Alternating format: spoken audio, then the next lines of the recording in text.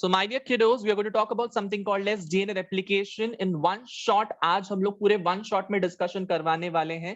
Please keep your notebook, your pen, your textbook, your highlighters, everything very handy so that we can write the points if you have missed anything in the previous lectures.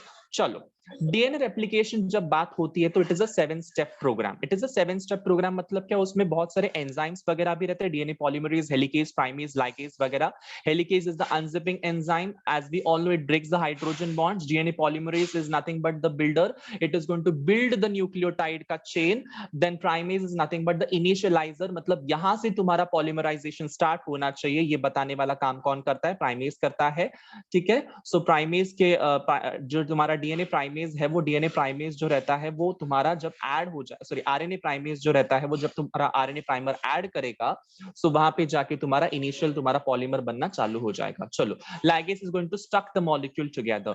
Step number 1 क्या होता है? Step number 1 is nothing but the activation of nucleotide. When I say activation of nucleotide का मतलब क्या होता है कि हमारे बॉडी के अंदर के जो सेल्स हैं, उन सेल्स के अंदर DAMP, DGMP, DCMP, DTMP ये सारे मॉलिक्यूल्स अवेलेबल रहते हैं. What is DAMP? D का मतलब होता है डीऑक्सी, A का मतलब होता है adenosine monophosphate, deoxyguanosine monophosphate, deoxycytidine monophosphate, deoxythymidine monophosphate. ये सारे के सारे मॉलिक्यूल्स हमारे सेल के अंदर अवेलेबल है. बट ये मॉलिक्यूल्स जो रहते हैं, इनको एक्टिवेट करने की जरूरत है, बिकॉज इन मॉलिक्यूल्स को मतलब डायरेक्टली हम लोग डीएनए सिंथेसिस में यूज नहीं कर सकते हैं. ये इनएक्टिव वर्जन्स है उनके. तो एक्टिव वर्जन्स का नाम क्या है? डीएटीपी, डीजीटीपी, डीसीटीपी, डीटीटीपी. मतलब क्या है? Deoxy adenosine triphosphate, deoxyguanosine triphosphate, deoxycytidine triphosphate, deoxythymidine triphosphate. ये हमारा एक्टिवेटेड मॉलिक्यूल्स हैं. अब ये एक्टिवेशन जो है वो किसके मदद से होता है? बट ऑब्वियसली एटीपी के मदद से होता है. सो डीएएमपी के साथ में एटीपी ऐड करो, डीएटीपी बन जाएगा. डीजीएमपी के साथ में एटीपी ऐड करो, डीजीटीपी बन जाएगा. डीसीएमपी के साथ में एटीपी ऐड करो, डीसीटीपी बन जाएगा. डीटीएमपी के साथ में एटीपी ऐड करो, डीटीपी बन जाएगा. और जो एक्स्ट्रा वाला इनऑर्गेनिक फॉस्फेट है वो हम लोग को यहाँ पे लिखना होता है. This is the complete reaction which I have given. Balanced reaction के साथ मैंने सारी चीजें दी हुई हैं. और ये सारी रिएक्शंस जो है इसको हम लोग फॉस्फोरिलेशन रिएक्शंस बोलते हैं. Now why phosphorylation reaction, phosphorylation reaction क्यों बोला जाता है? बिकॉज फॉस्फेट ग्रुप तुम्हारे एटीपी से तुम्हारे डीएएमपी, डीजीएमपी, डीसीएमपी, डीटीएमपी के ऊपर ऐड किया जाता है. तो जब तुम्हारा फॉस्फेट ग्रुप एटीपी में से निकालकर तुम्हारे एएमपी, जीएमपी, सीएमपी, टीएमपी के ऊपर ऐड किया जाएगा, ऐसी रिएक्शन को हम लोग फॉस्फोराइलेशन बोलेंगे. और इसको किया जाता है in the presence of an enzyme called as phosphorylase. जिसको जिसको समझा, drop a heart in the chat box. Step number 1, activation of nucleotide. Come on. We have already talked about this in a very great detail. मैं थोड़ा सा fast जा रहा हूं because already we have explained it in a very great detail. Come on everyone, drop a heart in the chat box. चलो, next step, step number 2. Step number 2 में क्या होता है? हम लोग को पता होना चाहिए कि कहीं से भी डीएनए रेप्लिकेशन स्टार्ट नहीं होता है और कहीं पे भी जाके एंड नहीं होता है. हमको पता होता है कि डीएनए का रेप्लिकेशन के लिए हमारे पास में एक स्टार्ट पॉइंट होता है और डीएनए रेप्लिकेशन का भी एक एंड पॉइंट भी होता है. सो जो स्टार्ट पॉइंट है उसको हम लोग ओरिजिन बोलते हैं या फिर इनिशिएशन पॉइंट बोलते हैं, और जो एंड पॉइंट है उसको हम लोग टर्मिनेशन पॉइंट बोलते हैं. सो जो ओरिजिन पॉइंट है उसको हम लोग ओ से लेबल करेंगे और जो टर्मिनेशन पॉइंट है उसको हम लोग टी से लेबल करेंगे. अब जो तुम्हारा डीएनए का रेप्लिकेशन है, जिसमें ओरिजिन ऑफ रेप्लिकेशन होने वाला, जहां से ओरिजिन होने वाला रेप्लिकेशन का, बिगिनिंग होने वाला रेप्लिकेशन का, वहां पे एक रेप्लिकॉन बनना जरूरी है. वहां पे एक रेप्लिकॉन बनना जरूरी है. तो जितना ओरिजिन ऑफ रेप्लिकेशन उतने सारे रेप्लिकॉन्स तुम्हारे डीएनए में होंगे. तुम्हारे प्रोकैरियोटिक सेल के अंदर एक ही रेप्लिकॉन होता है, मतलब एक ही ओरिजिन ऑफ रेप्लिकेशन होता है. और तुम्हारे यूकैरियोट्स के अंदर बहुत सारे रेप्लिकेशन यूनिट्स होते हैं जिसको हम लोग रेप्लिकॉन बोलते हैं, और जो कि टैंडमली रिपीटेड रहते हैं. टैंडमली का मतलब क्या होता है? एक के पीछे एक के पीछे एक. सो प्रोकैरियोट्स के अंदर एक रेप्लिकॉन होता है बिकॉज उसके अंदर एक ओरिजिन ऑफ साइट होता है. यूकैरियोटिक सेल के अंदर बहुत सारे रेप्लिकॉन्स होते हैं बिकॉज उसके अंदर क्या होता है कि बहुत सारे ओरिजिन ऑफ रेप्लिकेशन के साइट होते हैं जो कि टैंडमली रिपीटेड होते हैं. टैंडमली का मतलब क्या होता है? टैंडमली का मतलब होता है एक के पीछे, जैसे ट्रेन होती है ना, रेलगाड़ी, वैसे के वैसे एक के पीछे एक डब्बे रहते हैं, वैसे तुम्हारे जो ओरिजिन ऑफ रेप्लिकेशन है वो एक के पीछे एक ऐसे लटके हुए रहते हैं. ना नेक्स्ट इज, जब कभी भी ओरिजिन ऑफ रेप्लिकेशन की बात आती है, तो जब इनिशिएशन होता है रेप्लिकेशन का, तब क्या होता है, वहां पे तुम्हारे ओरिजिन ऑफ रेप्लिकेशन वाली साइट पे जाके तुम्हारा एंडोन्यूक्लियस नाम का एंजाइम जो है वो छोटा सा कट देगा। वो कट जो है वो तुम्हारा एक स्ट्रैंड ऑफ डीएनए के ऊपर रहेगा, जो कि एक मामूली सा माइनर सा कट है जिसको हम लोग निक बोलते हैं। जो कट जो दिया जा रहा है वो कौन सा कट है, वो तुम्हारे फॉस्फोडाइएस्टर बॉन्ड को जाके तोड़ता है। सो वापस से एक बार स्टेप नंबर 2 को मैं वन शॉट में एक्सप्लेन करता हूं। मैंने कहा कि तुम्हारे पॉइंट ऑफ ओरिजिन या फिर इनिशिएशन पॉइंट जो ये स्टेप नंबर 2 है, इसमें होता क्या है कि हम सबको पता है कि डीएनए का रेप्लिकेशन का एक स्पेसिफिक पॉइंट होता है कि यहां से रेप्लिकेशन स्टार्ट होगा, उसको हम लोग ओरिजिन पॉइंट बोलते हैं, उसको हम लोग ओ से लेबल करते हैं। टर्मिनेशन पॉइंट को हम लोग टी से लेबल करते हैं। Unit of DNA replication is called as replicon. जितने ओरिजिन ऑफ रेप्लिकेशन होंगे, उतने ओरिजिन ऑफ रेप्लिकेशन के साइट होंगे, उतने तुम्हारे रेप्लिकॉन्स भी होंगे। अगर तुम्हारा प्रोकैरियोटिक सेल है तो उसमें एक ओरिजिन ऑफ साइट है, इसलिए उसके अंदर एक रेप्लिकॉन होता है। अगर तुम्हारा यूकैरियोटिक सेल है तो उसमें बहुत सारे रेप्लिकेशन साइट होता, सॉरी ओरिजिन ऑफ साइट होते हैं, इसलिए उसको उसके वहां पे बहुत सारे रेप्लिकॉन्स होते हैं जो कि टैंडमली रिपीटेड रहते हैं। अब जहां पे ओरिजिन ऑफ साइट रहेगा वहां पे जाके एंडोन्यूक्लियस एक छोटा सा कट लगा है फॉस्फोडाइएस्टर बॉन्ड के ऊपर, और एक स्ट्रैंड को छोटा सा कट लगाने के बाद में वहां से इनिशिएशन ऑफ रेप्लिकेशन चालू हो जाएगा। Now step number 1, step number 2, जिसको जिसको क्लियर है say yo in the chat box everyone, say yo in the chat box, come on everyone. जिसको स्टेप 1 स्टेप 2 एकदम क्रिस्टल क्लियर है, डायमंड क्लियर है, say yo in the chat box, come on. Yes. The next step which we are about to talk about is called as unwinding of the DNA molecule. Unwinding of the DNA molecule. When I say unwinding of the DNA molecule, ये होना क्यों चाहिए? Because हमारा जो DNA है वो double stranded है। अब डबल स्ट्रैंडेड डीएनए हेलिकल भी है। हेलिकल का मतलब क्या? एक दूसरे के ऊपर ऐसे कॉइल्ड है, एक दूसरे के ऊपर ऐसे वो आराम से कॉइल्ड है। अब कॉइल्ड डीएनए के अंदर कोई भी रिएक्शन करना इज वेरी मुश्किल। कॉइल्ड डीएनए के ऊपर किसी भी चीज का सिंथेसिस करना या फिर कोई भी रिएक्शन करना इज वेरी डिफिकल्ट। सो उसको क्या करना पड़ेगा? उसके बीच के हाइड्रोजन बॉन्ड्स को हमको तोड़ना पड़ेगा। अब हाइड्रोजन बॉन्ड्स को तोड़ने वाला स्पेशलाइज्ड एंजाइम का नाम क्या है? DNA helicase. अब ये डीएनए हेलिकेज क्या करता है? तुम्हारे हाइड्रोजन बॉन्ड्स को तोड़ देगा। ये हाइड्रोजन बॉन्ड्स किसके बीच में बच्चे लोग? ये हाइड्रोजन बॉन्ड्स तुम्हारे नाइट्रोजनस बेसिस के बीच में है, मतलब एडेनिन, गुआनिन, थाइमिन, साइटोसिन के बीच में जो बॉन्ड्स है, double bond and triple bond, in double bond and triple bond को हम हाइड्रोजन बॉन्ड्स बोलते हैं। और इनको तोड़ने का काम कौन करता है? Helicase. You can see the GIF over here कि how the helicase is going to break the bonds in between the nitrogen bases so that the DNA strands get separated or it gets unwinded. ठीक है? इसके बाद में यहाँ पे लिखा हुआ है unwinding of the DNA is by directional. By directional का मतलब क्या? तो दोनों डायरेक्शन से तुम्हारे अनवाइंडिंग ऑफ द डीएनए होता है। नेक्स्ट यहाँ पे क्या लिखा गया है कि जो तुम्हारा डीएनए सेपरेट होता है उसके वजह से एक वाई शेप का रेप्लिकेशन फोर्क क्रिएट होता है। हम सबको पता है वाई शेप का रेप्लिकेशन फोर्क दिखता कैसे है। जो तुम्हारे दोनों के दोनों स्ट्रैंड सेपरेट हो गए हैं उसको हम लोग क्या बोलते हैं? Template strand. उसको हम लोग क्या बोलेंगे? Template strand. काय को टेम्पलेट स्ट्रैंड बोलेंगे? बिकॉज दोनों के दोनों स्ट्रैंड्स इस्तेमाल किए जाएंगे ताकि उसके ऊपर नया डीएनए का स्ट्रैंड सिंथेसाइज हो सके, इसलिए इसको टेम्पलेट स्ट्रैंड कहा गया है। मतलब ऊपर वाला भी टेम्पलेट स्ट्रैंड है, देखो ये सेपरेट हो गया तो, और नीचे वाला भी टेम्पलेट स्ट्रैंड है जो सेपरेट हो रहा है।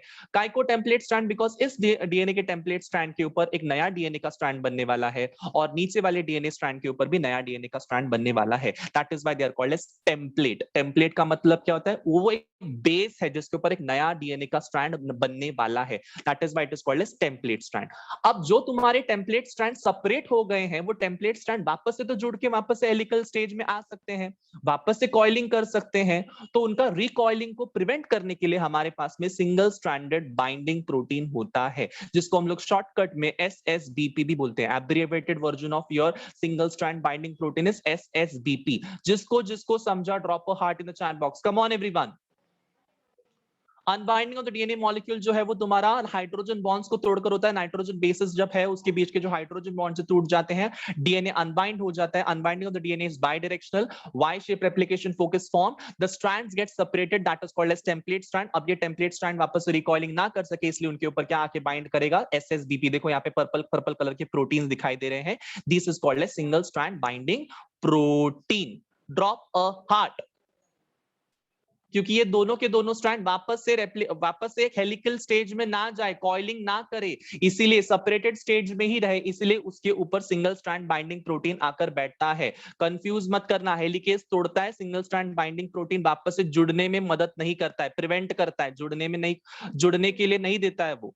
ठीक है, next step number 4 is replication fork. हम सबको पता है रेप्लिकेशन फोर्क का मतलब क्या है। एक वाई शेप का स्ट्रक्चर बनता है after the separation of the DNA, और उसको हम लोग क्या बोलते हैं, रेप्लिकेशन फोर्क। अब ये रेप्लिकेशन फोर्क जो है जैसे जैसे खुलते जाएगा, देखो ये हेलिकेज खोलते जा रहा है, खोलते जा रहा है, खोलते जा रहा है, तो उसके आगे वाले हिस्से में मतलब यहां कहीं तो भी ना एक स्ट्रेस क्रिएट हो जाएगा। तो वो स्ट्रेस को कम करने के लिए वहां पे क्या रहेगा, सुपर हेलिक्स रिलैक्सिंग एंजाइम। वो एक्स्ट्रा वाला सुपर कॉइलिंग को, स्ट्रेस को रिलीज करने के लिए वहां पे क्या हो जाएगा, या वहां पे क्या रहता है, सुपर हेलिक्स रिलैक्सिंग एंजाइम। मैंने अभी तक कौन से एंजाइम का डिस्कशन किया, मैंने अभी तक तुम लोगों को बताया कि कैसे तुम्हारा हेलिकेज आता है, फिर कैसे तुम्हारा सिंगल स्ट्रैंड बाइंडिंग प्रोटीन आता है, फिर मैंने तुमको कहा कि सुपर हेलिक्स रिलैक्सिंग एंजाइम क्या होता है। किसको किसको समझा, yo in the chat box, everyone yo in the chat box.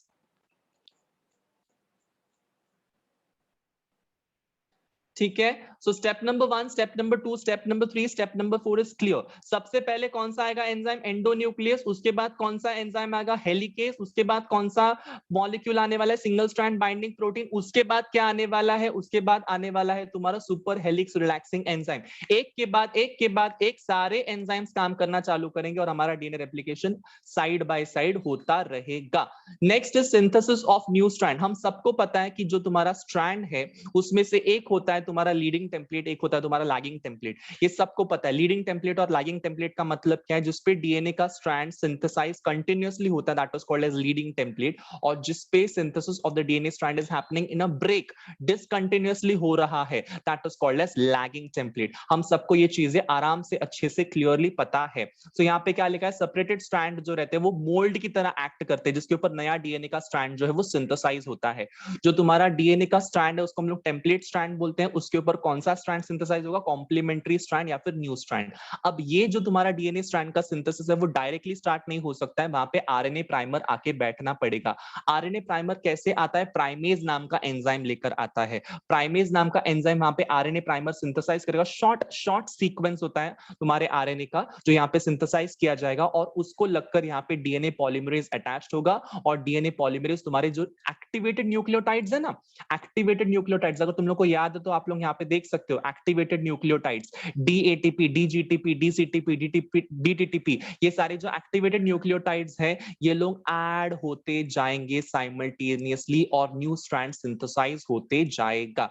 अब इसमें होता क्या है कि जैसे ही जैसे तुम्हारे न्यूक्लियोटाइड्स ऐड होते जाते हैं उनके बीच में भी फॉस्फोडाइएस्टर बॉन्ड बनता है, और तुम्हारे दोनों स्ट्रैंड्स के बीच में जो तुम्हारे नाइट्रोजन बेसेस है इनके बीच में हाइड्रोजन बॉन्ड्स भी साइमल्टेनियसली बनता जाएगा। मतलब दो न्यूक्लियोटाइड्स के बीच में फॉस्फोडाइएस्टर बॉन्ड्स, और दो नाइट्रोजन बेसेस के बीच में जो दो सेपरेट स्ट्रैंड्स के ऊपर है उनके बीच में हाइड्रोजन बॉन्ड्स। अब ये जो रिएक्शन है वो कैटलाइज की जाती है, मतलब ये रिएक्शन कंडक्ट की जाती है in the presence of DNA polymerase enzyme. We all know कि हमारा डीएनए का जो सिंथेसिस है वो हमेशा 5 प्राइम टू 3 प्राइम डायरेक्शन में होता है, और हमेशा हमारा जो प्राइमर है वो 3 प्राइम डायरेक्शन में ऐड होता है। प्राइमर हमेशा 3 प्राइम में जाता है, 3 प्राइम में ऐड होता है, इसलिए हमारा डीएनए का synthesis 5 prime to 3 prime direction में होता है। किसको किसको समझा, 1 like on the screen please, everyone 1 like on the screen please, जिसको जिसको समझ में आया। Very simple, nothing is there in this पूरा एंटायर टॉपिक। चलो next. Yes, we have also spoken about leading and lagging strand before. मैंने already कहा था leading template क्या होता है, lagging template क्या होता है, leading strand क्या होता है, lagging strand क्या होता है, मतलब अलग अलग है। हाँ, leading template, lagging template, leading strand and lagging strand. Now let's try and understand सबसे पहले leading template क्या है। जिसका 3 prime end जो है वो free होता है उसको हम लोग leading template बोलते हैं, और जिसका 5 prime end free होता है उसको हम लोग lagging template बोलते हैं। हैं। अब जिसका 3 प्राइम एंड फ्री है तो वहां पे कौन सा वाला प्राइमर, कौन सा वाला एंजाइम अटैच होगा, वहां पे आरएनए प्राइमर अटैच हो जाएगा, प्राइमेज अटैच होकर वहां पर आरएनए प्राइमर अटैच हो जाएगा, और आरएनए प्राइमर जैसे ही अटैच हो गया वहां पे डीएनए पॉलीमरेज आकर पूरा synthesis of the DNA constantly चालू कर देगा।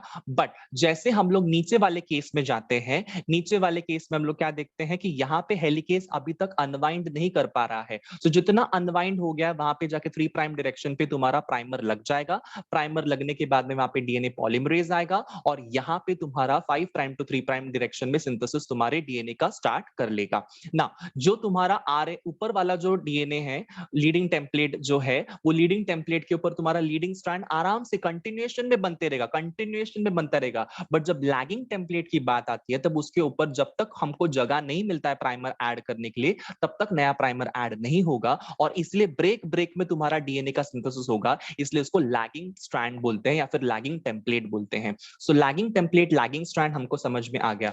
अब जो तुम लोगों को टेम्पलेट्स के ऊपर, जो लैगिंग टेम्पलेट के ऊपर छोटे छोटे फ्रैगमेंट्स मिल रहे हैं तुम्हारे डीएनए के, उसको हम लोग ओकाजाकी फ्रैगमेंट्स बोलते हैं। नाउ ये ओकाजाकी फ्रैगमेंट्स का मतलब क्या होता है? ओकाजाकी वाज अ साइंटिस्ट जिसने इसकी खोज की हुई थी, और ये फ्रैगमेंट्स को देखने के बाद में उसने क्या नाम दे दिया? Okazaki fragments. अब ये ओकाजाकी फ्रैगमेंट जो वो टुकड़े टुकड़े में है, तो उसको ज्वाइन करने के लिए वहां पे कौन आएगा? डीएनए लाइगेज नाम का एंजाइम आएगा। अब डीएनए लाइगेज ने सारे के सारे पूरे पूरे के पूरे इसको जोड़ दिया। देखो इसको पूरे के पूरे, देखो यहाँ पे आरएनए प्राइमर आया, यहाँ पे आरएनए प्राइमर आया, डीएनए पॉलीमरेज ने 5 प्राइम टू 3 प्राइम डायरेक्शन में सिंथेसिस कर लिया। जैसे सिंथेसिस हो गया, देखो इधर गैप है, वो गैप को सील करने के लिए कौन आया? वो गैप को सील करने के लिए यहाँ पे आया लाइगेज। देखो डीएनए लाइगेज आया, डीएनए लाइगेज ने पूरे गैप को सील कर दी। वापस से एक बार देखो, वापस से एक बार देखो, आरएनए प्राइमर आया, डीएनए पॉलीमरेज लगा, 5 प्राइम टू 3 प्राइम डायरेक्शन में सिंथेसिस किया। 5 प्राइम टू 3 प्राइम डायरेक्शन में सिंथेसिस करने के बाद में you can see there is a gap over there. वो गैप को सील करने के लिए वहां पे कौन आया?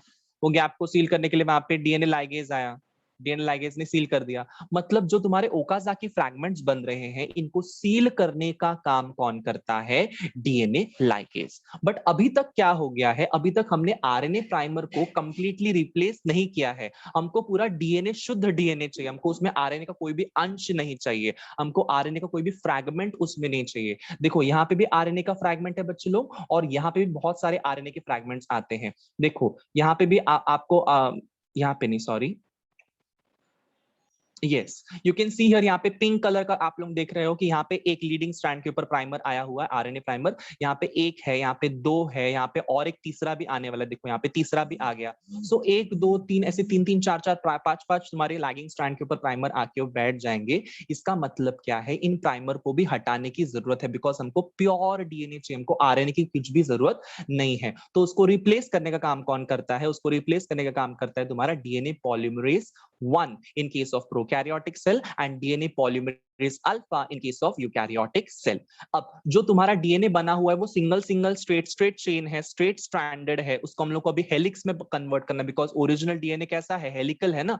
तो ओरिजिनल डीएनए को हेलिकल में कन्वर्ट करने के लिए हमारे पास में कौन सा एंजाइम है? हमारे पास में there is an enzyme called as DNA gyrase, also called as topoisomerase. ये एंजाइम क्या करता है? डबल हेलिक्स का स्ट्रक्चर फॉर्म करता है और 2 डॉटर डीएनए मॉलिक्यूल्स को बनाता है। Is that clear everyone? Drop a heart in the chat box everyone. जिसको जिसको समझ में आया। वन शॉट में पूरा DNA replication I have completed, one shot में।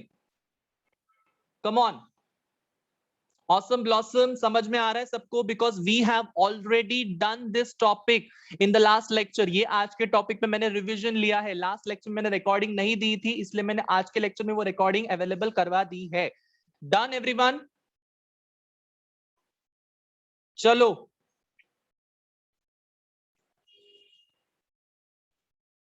वन स्ट्रेच में, एक सांस में, एक पूरे स्ट्रेच में मैंने पूरा डीएनए रेप्लिकेशन खत्म कर दिया है। इसी फ्लो के साथ में आपको भी आना चाहिए। It is very very very important कि आपको ये सारे टॉपिक्स ऐसे ही ये फ्लो में आने चाहिए। जिस फ्लो में मैंने एक्सप्लेन किया उसी फ्लो में आपके दिमाग में भी वो टॉपिक क्लिक होने चाहिए, उतने बार आपको वो टॉपिक को रिवाइज करना पड़ेगा।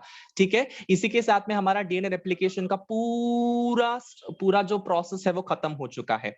बट अभी तक हमने क्या नहीं एक्सप्लेन किया हुआ है कि इसका एक्सपेरिमेंटल प्रूफ नहीं दिया गया है।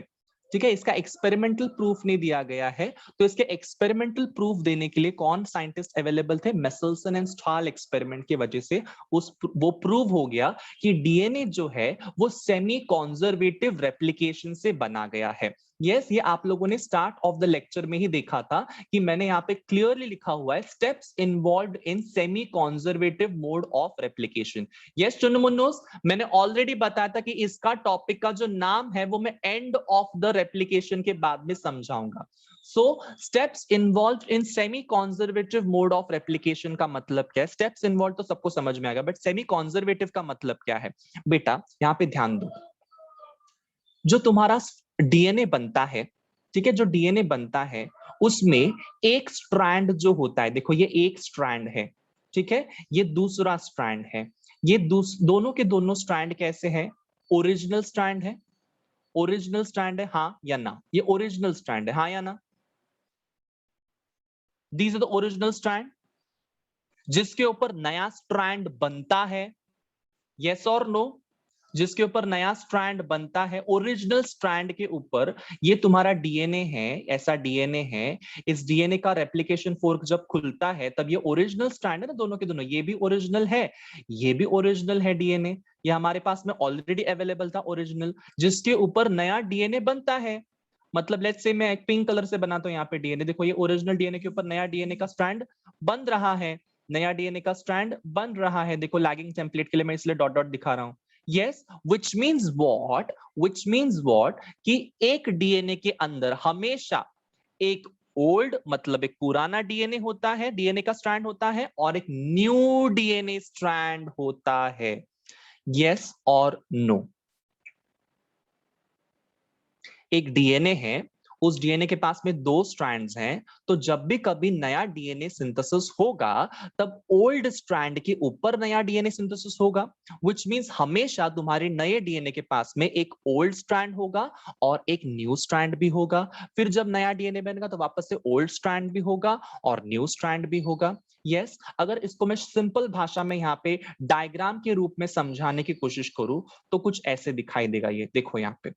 यस, मैं आपको डायग्राम के रूप में दिखाने की कोशिश करता हूं। Wait a minute. सो यहां पे दिखा देता हूं। सबसे पहले तुम्हारा ओरिजिनल डीएनए का कलर क्या था? Pink. Let's say pink colour का था डीएनए, ओके, पिंक कलर का डीएनए था ऐसा, ठीक है। अब ये पिंक कलर का डीएनए है, मतलब इसके ऊपर नया डीएनए सिंथेसिस होगा, तो ये ऐसे रेप्लिकेशन फोर्क बनाएगा। रेप्लिकेशन फोर्क बनाने के बाद में इसके ऊपर नया डीएनए का स्ट्रैंड सिंथेसिस होगा, इसके ऊपर नया डीएनए का स्ट्रैंड सिंथेसिस होगा। मतलब तुम्हारा अब डीएनए दिखेगा कैसे? पिंक और ब्लैक का मिक्सचर, यस और नो? पिंक और ब्लैक का मिक्सचर, यस और no? So I will draw one strand as pink, I will draw one strand as pink and I will draw one strand as black. मतलब pink वाला क्या था? Original वाला था, उसके ऊपर क्या सिंथेसाइज हो रहा है? ब्लैक वाला जो न्यू वाला है। पिंक वाला क्या? पिंक वाला तुम्हारा ओरिजिनल स्ट्रैंड, ब्लैक वाला उसके ऊपर नया वाला सिंथेसाइज हो रहा है। अब मैं क्या करूंगा? अब मैं तुम्हारा और एक बार इसमें रेप्लिकेशन करवाऊंगा, और एक बार इसमें रेप्लिकेशन करवाऊंगा, तो क्या हो जाएगा? तो क्या हो जाएगा? इसके ऊपर नया स्ट्रैंड सिंथेसिस होगा, लेट्स से रेड कलर का, रेड कलर का, ठीक है, रेड कलर का। सो अब क्या बनने वाला है? यस, अब क्या बनने वाला है? ब्लैक और रेड का कॉम्बिनेशन बनेगा।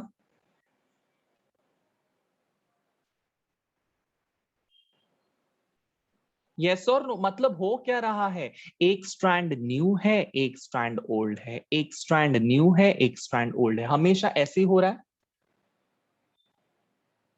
Red and black and red and pink, yes और नो? एक स्ट्रैंड ओल्ड है, एक स्ट्रैंड न्यू है। हमेशा जब जब डीएनए मॉलिक्यूल्स बनते हैं तब उसमें एक स्ट्रैंड ओल्ड है, एक स्ट्रैंड न्यू है। बट कुछ साइंटिस्ट के ग्रुप में ऐसे लोग भी थे, जब डीएनए रेप्लिकेशन की खोज सिर्फ हो गई थी तब साइंटिस्ट ने ऐसे बोला था कि आप लोग कैसे बोल सकते हो कि एक स्ट्रैंड ओल्ड है, एक स्ट्रैंड न्यू है? ये तो सेल के अंदर इतने मॉलिक्यूलर लेवल पे होने वाली चीज है, आपने बोल दिया और हमने मान लिया। ऐसे हो सकता है क्या? कि लेट्स से फॉर एग्जांपल मैंने बोला कल से कि सूरज जो है वो पूरब से नहीं पश्चिम से उगता है, तो क्या आप लोग मान लोगे? यस। पानी पूरी के साथ में पानी नहीं दिया जाता, सिर्फ पूरी दी जाती है, क्या आप लोग मान लोगे? Where is the experimental proof? Yes, Phoenix Academy CST में है, डोंबिवली में नहीं है, क्या आप लोग मान लोगे? Where is the experimental proof? Where is the documentation? Where is the proof? Address दिखाओ, इंस्टीट्यूट का नाम दिखाओ, इंस्टीट्यूट का ये दिखाओ, गवर्नमेंट कॉपी दिखाओ, सब कुछ दिखाओ। मतलब क्या है बेसिकली, आपको प्रूफ लगता है। मतलब मैं ऐसे बोल दूं कि फिनिक्स एकेडमी के बच्चे सबसे होनहार, सबसे होशियार, सबसे मेहनती बच्चे हैं, जो हमेशा टॉप करने वाले बच्चे हैं। अगर मैं ऐसे एक स्टेटमेंट पास कर दूं, तो क्या आप लोग बन जाओगे? बन जाओगे आप लोग अपने आप से? नालायक बच्चे नहीं बोल रहे। क्यों नहीं बनोगे? बनो ना। टॉपर्स क्यों नहीं मिलेंगे हमारे यहाँ से? बनने वाले हैं टॉपर्स भी हमारे यहाँ से, अगर पढ़ाई करोगे तो। बट आपको पढ़ के प्रूफ करना पड़ेगा ना। आपको पढ़ाई करके प्रूफ करना पड़ेगा कि हाँ भाई, फिनिक्स एकेडमी के जो बच्चे हैं वो एकदम टॉपर, होशियार, एकदम उच्च कोटि के बच्चे हैं। सो कैसे प्रूफ करोगे? जब तक एग्जाम में मार्क्स नहीं आएंगे, परसेंटेज नहीं दिखाई देंगे आपको, गवर्नमेंट कॉलेज में, मेडिकल कॉलेज में सीट नहीं मिलेंगे, इंजीनियरिंग कॉलेज में आपको सीट्स नहीं मिलेंगे, तब तक हम लोग ये प्रूफ कर सकते हैं क्या? नहीं कर सकते हैं। तो उस जमाने में भी कुछ ऐसी चीजें चल रही थी कि रेप्लिकेशन का खोज हो गई थी, डिस्कवरी हो गई थी, रेप्लिकेशन ऐसे ऐसे होता है, ऐसे ऐसे होता है, ऐसे ऐसे होता है, ये सारे एंजाइम्स आते हैं, ये सारे काम करके चाहते हैं। बट अभी तक उन्होंने ये मतलब क्या बोलते हैं, एक्सपेरिमेंटल प्रूफ नहीं दे पाए कि डीएनए में हमेशा एक स्ट्रैंड ओल्ड होता है, एक स्ट्रैंड हमेशा न्यू होता है। तो ये एक्सपेरिमेंटल प्रूफ जो है वो किसने दिया था बच्चे लोग? वो दिया था मेसल्सन एंड स्टाल एक्सपेरिमेंट ने। Is that clear everyone? So DNA में एक स्ट्रैंड ओल्ड होता है, एक स्ट्रैंड न्यू स्ट्रैंड होता है। ये बताने वाले कौन साइंटिस्ट थे? मेसल्सन और स्टाल नाम की जोड़ी थी, जिन्होंने ये एक्सपेरिमेंट से प्रूव करवाया कि डीएनए के अंदर एक स्ट्रैंड ओल्ड स्ट्रैंड का होता है और एक स्ट्रैंड न्यू स्ट्रैंड का होता है। समझ में आया?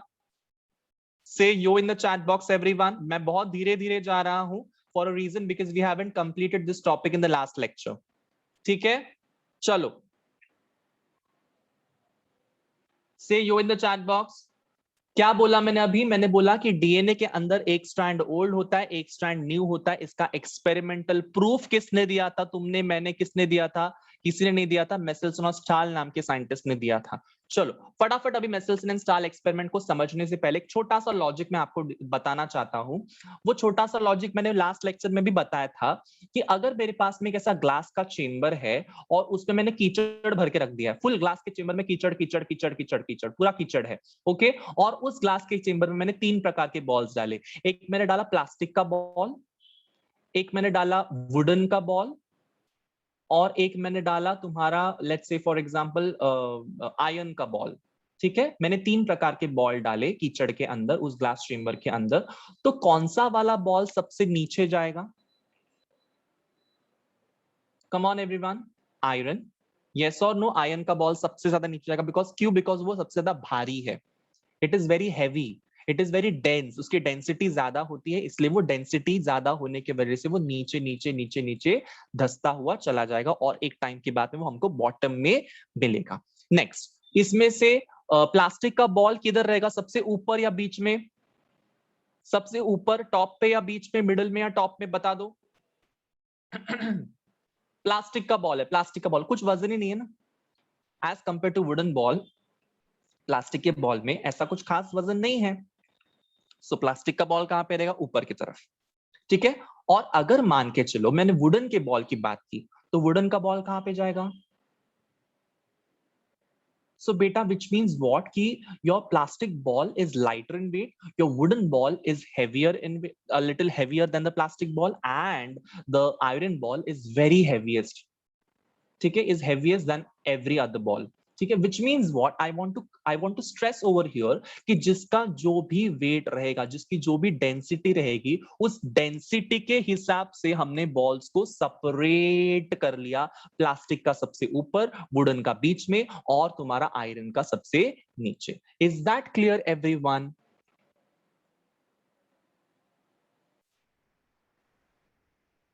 Is that clear?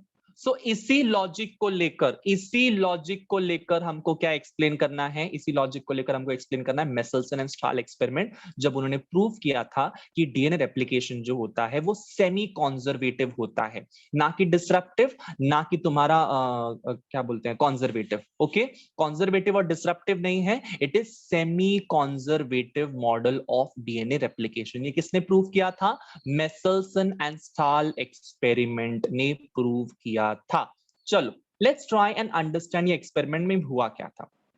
ओके, सबसे पहली बात जो मैं कहता हूं उसको ध्यान से सुनते रहो और इसको बहुत ही क्या बोलते हैं स्टेप बाय स्टेप में समझने की कोशिश करो, क्योंकि ये कंफ्यूजिंग है तुम्हारे टेक्स्ट बुक के अंदर। अगर तुम टेक्स्ट बुक को पढ़ोगे 2000 एंड क्या बोलते हैं 2050% sure it is going to be confusing only. Text book की लैंग्वेज थोड़ी सी डिफिकल्ट है, अंडरस्टैंड करने में डिफिकल्ट होती है, इसलिए I am trying to make it very simpler from my end. Everyone, are you all with me? Say yo. Text book की लैंग्वेज थोड़ी डिफिकल्ट है, उसको मैं सिंप्लीफाइड वर्जन में बताने की कोशिश करूंगा। आपको नहीं समझ में आया, you can ask me then and there itself.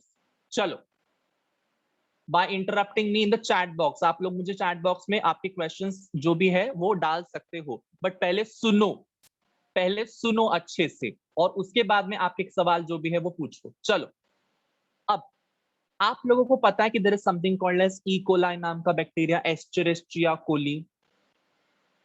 Yes, do we know this Escherichia coli everyone? We definitely know this bacteria.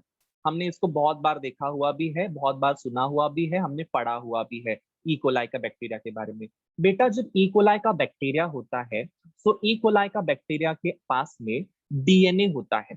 ठीक है, डीएनए उसका जेनेटिक मटेरियल है, ये हमने पढ़ा हुआ है ना, DNA is a genetic material of E coli bacteria. Yes और नो? बेटा, अगर डीएनए है उसका जेनेटिक मटेरियल, तो उसके जेनेटिक मटेरियल के अंदर, डीएनए के अंदर क्या क्या होना चाहिए? एक तो नाइट्रोजन बेसिस होने चाहिए, एक तो पेंटोस शुगर होने चाहिए, और फॉस्फेट ग्रुप होना चाहिए। मतलब बेसिकली न्यूक्लियोटाइड होना चाहिए, हाँ या ना?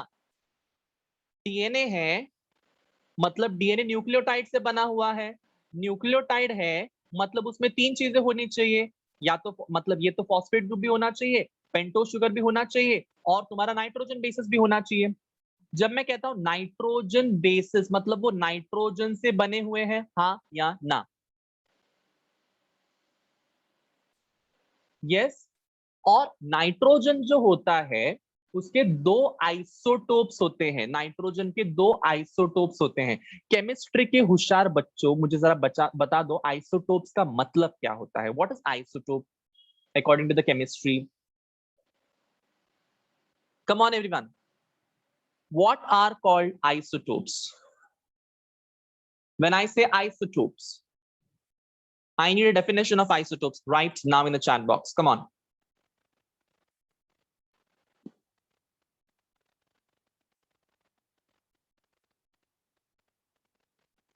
Yes, अमियन ने बोला है same atomic number but different mass number. Amrita ने बोला different number of neutrons. Fine.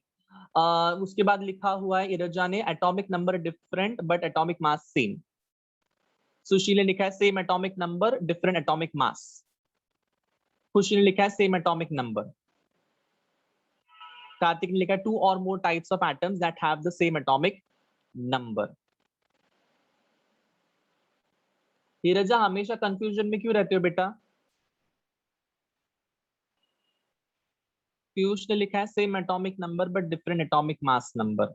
साक्षी ने लिखा है सेम एटॉमिक नंबर। खुशी ने लिखा है same atomic number but different atomic, मतलब बेसिकली सब लोगों ने सेम लिखा है and it is correct.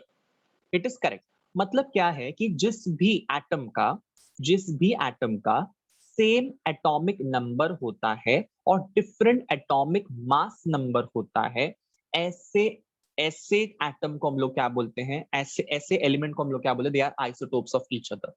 They are isotopes of each other. जैसे हमारे नाइट्रोजन के दो आइसोटोप्स को हमने यूज किया है, दो आइसोटोप्स को हमने यूज किया है, एक है N15, एक है N14। Is that clear? सबको समझ में आया? N15 and N14. N15 and N14 क्या है? नाइट्रोजन 15 एंड नाइट्रोजन 14, ये दोनों एक दूसरे के क्या है? आइसोटोप्स है, isotopes of each other. Is that clear, everyone? Drop a heart in the chat box. Come on.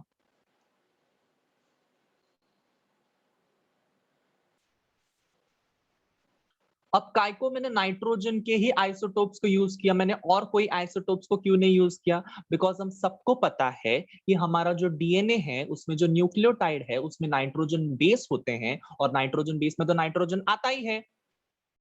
तो अगर मैं नाइट्रोजन के आइसोटोप्स यूज करूंगा तभी मुझे अच्छा खासा रिजल्ट मिलेगा, हाँ या ना?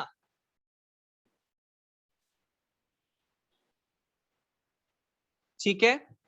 Yes. Now what I am going to do, I am going to prepare a culture medium. सबसे पहली बात, आपको कल्चर मीडियम क्या है ये पता होना चाहिए. ठीक है. It is a microbiological word. ठीक है. It is a microbial word. मतलब ये जो माइक्रोबायोलॉजिस्ट रहते हैं वो ज्यादा ये यूज करते हैं word culture medium. Culture medium का मतलब क्या होता है? क्या आप लोग खाना खाते हो रोज? Do you eat food? Yes, we eat food. Why do we eat food?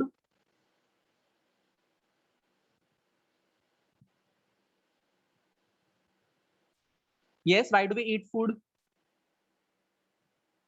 हमको एनर्जी मिलने के लिए. वैसे ही हमारा बैक्टीरिया को, हमारे बैक्टीरिया को अगर हम लैब में ग्रो कर रहे हैं तो उसको भी तो खाना पीना खिलाना पड़ेगा ना. उसको भी तो खाना पीना खिलाना पड़ेगा. अगर नहीं खिलाओगे खाना पीना तो बैक्टीरिया मर जाएगा और हमारा एक्सपेरिमेंट फेल. ठन ठन गोपाल, कुछ नहीं होने वाला फिर एक्सपेरिमेंट. इसीलिए मैं क्या करूंगा, एक ऐसी राउंड शेप की प्लेट लूंगा. ऐसी राउंड शेप की प्लेट लूंगा. इस प्लेट का नाम होता है पेट्री प्लेट. कभी नाम सुना ये प्लेट का नाम? Petri plate. PETRI PLATE. Petri plate. Petri plate लूंगा और उस पेट्री प्लेट के अंदर क्या बनाऊंगा? कल्चर मीडियम बनाऊंगा.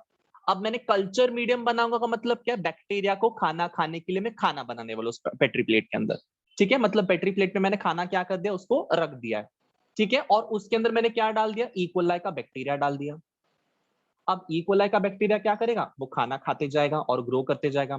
ग्रो के साथ में वो क्या करेगा? डिवाइड भी करेगा, मतलब रिप्रोडक्शन भी करेगा. यस और नो?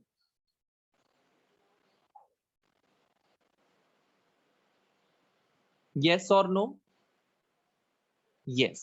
मतलब अब तक मैंने क्या किया? अब तक मैंने कुछ एक्स्ट्रा काम नहीं किया. मैंने सिर्फ एक पेट्री प्लेट ली और उस पेट्री प्लेट में मैंने कल्चर मीडियम को पोर कर दिया, मतलब मैंने खाना परोस दिया उसको.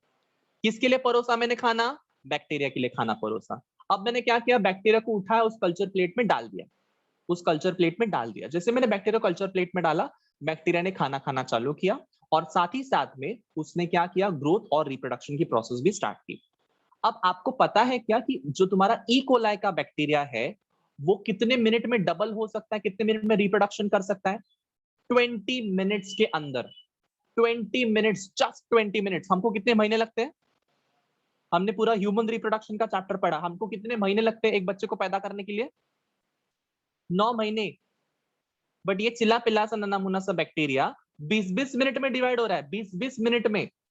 इजंट दैट कूल कि 20 मिनट में डबल.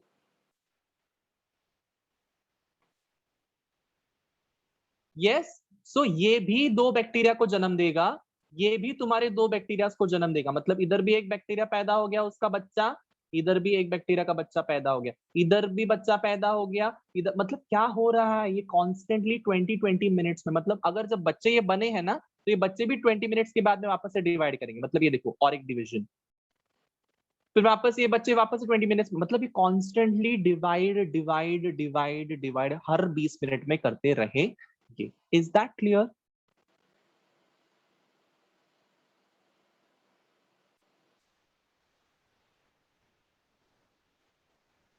बेटा अगर डीएनए डिवाइड हो रहा है मतलब डीएनए भी तो रेप्लिकेशन होना चाहिए. यस और नो? डीएनए डिवाइड हो रहा है तो उन दोनों बैक्टीरिया के सेल के अंदर डीएनए भी तो इक्वल इक्वल जाना चाहिए. तो वो जो रेप्लिकेशन करके जो डीएनए बन रहा है, उसी डीएनए को हम टैकल करने वाले हैं और उसी डीएनए की मदद से हम लोग क्या एक्सपेरिमेंट को प्रूव करेंगे कि यस, डीएनए जो डिवाइड हो रहा है वो सेमी कंजर्वेटिव मोड से ही डिवाइड हो रहा है। Is that clear everyone?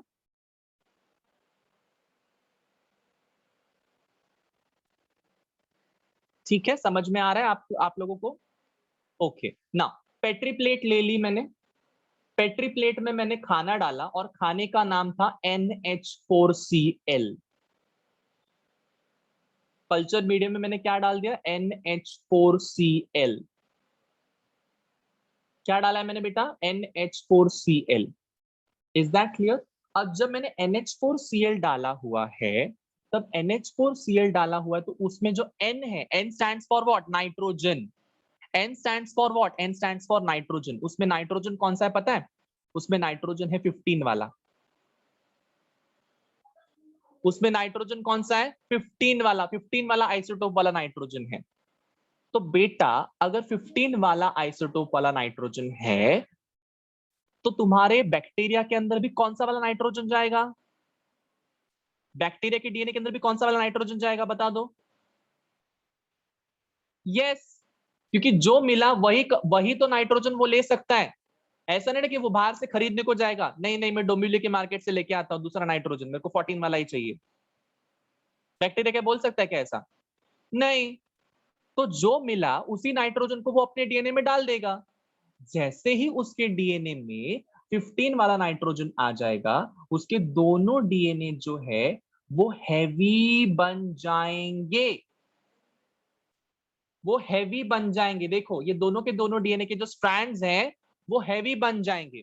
अब डीएनए के स्ट्रैंड जब हैवी बन जाएंगे तो उसको मैं किस में डालूंगा? उसको एक में ट्यूब के अंदर डालूंगा जिसका नाम है टेस्ट ट्यूब। और उस टेस्ट ट्यूब के अंदर मैं कीचड़ नहीं डालूंगा, उस टेस्ट ट्यूब के अंदर मैं क्या डालूंगा? CCl2, that is caesium chloride. CCl2।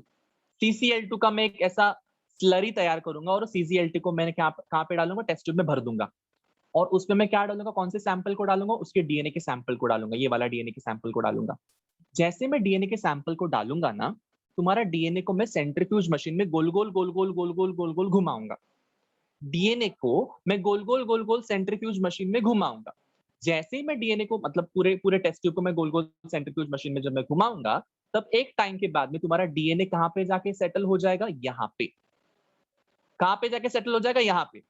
देखो बैंड दिखाई दे रहा है, बैंड दिखाई दे रहा है यहाँ पे एक बैंड। यस और no?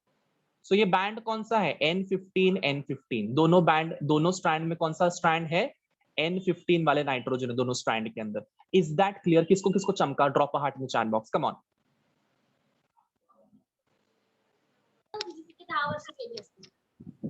Come on everyone, drop a heart in the chat box.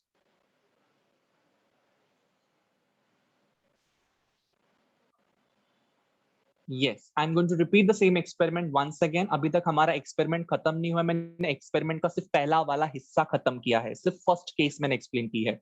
Second case and third case अभी भी आनी बाकी है। सो पहले समझो, ओके पहले समझो मैंने क्या बोला अभी तक। मैंने सिर्फ इतना ही बोला कि सबसे पहले मैंने क्या लिया? मैंने कल्चर प्लेट ले ली। उस कल्चर प्लेट में मैंने क्या डाला? खाना डाला तुम्हारे बैक्टीरिया के लिए। उस खाने का नाम क्या था? NH4Cl।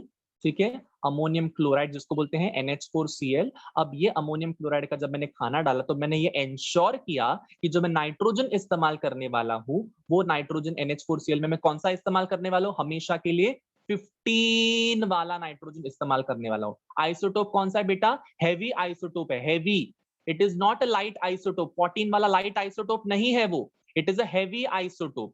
Heavy isotope. So heavy isotope वाला नाइट्रोजन जब मैं इस्तेमाल करूंगा, तो जब बैक्टीरिया वो तुम्हारा NH4Cl में से नाइट्रोजन को ले लेगा, तो उसमें भी कौन सा वाला नाइट्रोजन आ जाएगा? दोनों के दोनों स्ट्रैंड के अंदर 15 वाला नाइट्रोजन, विच मींस हैवी वाला नाइट्रोजन आ जाएगा, हैवी आइसोटोप वाला नाइट्रोजन आ जाएगा।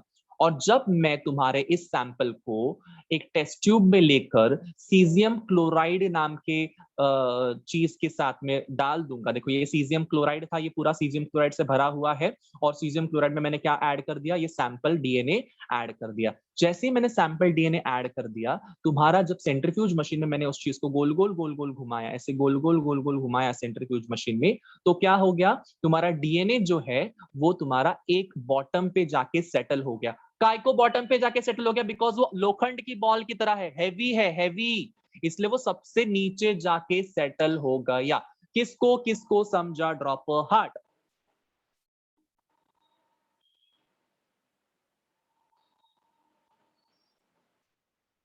लोखंड की बॉल का एग्जांपल याद रखो, N15 क्या है? लोखंड की बॉल की तरह एकदम झटक से नीचे जाएगा।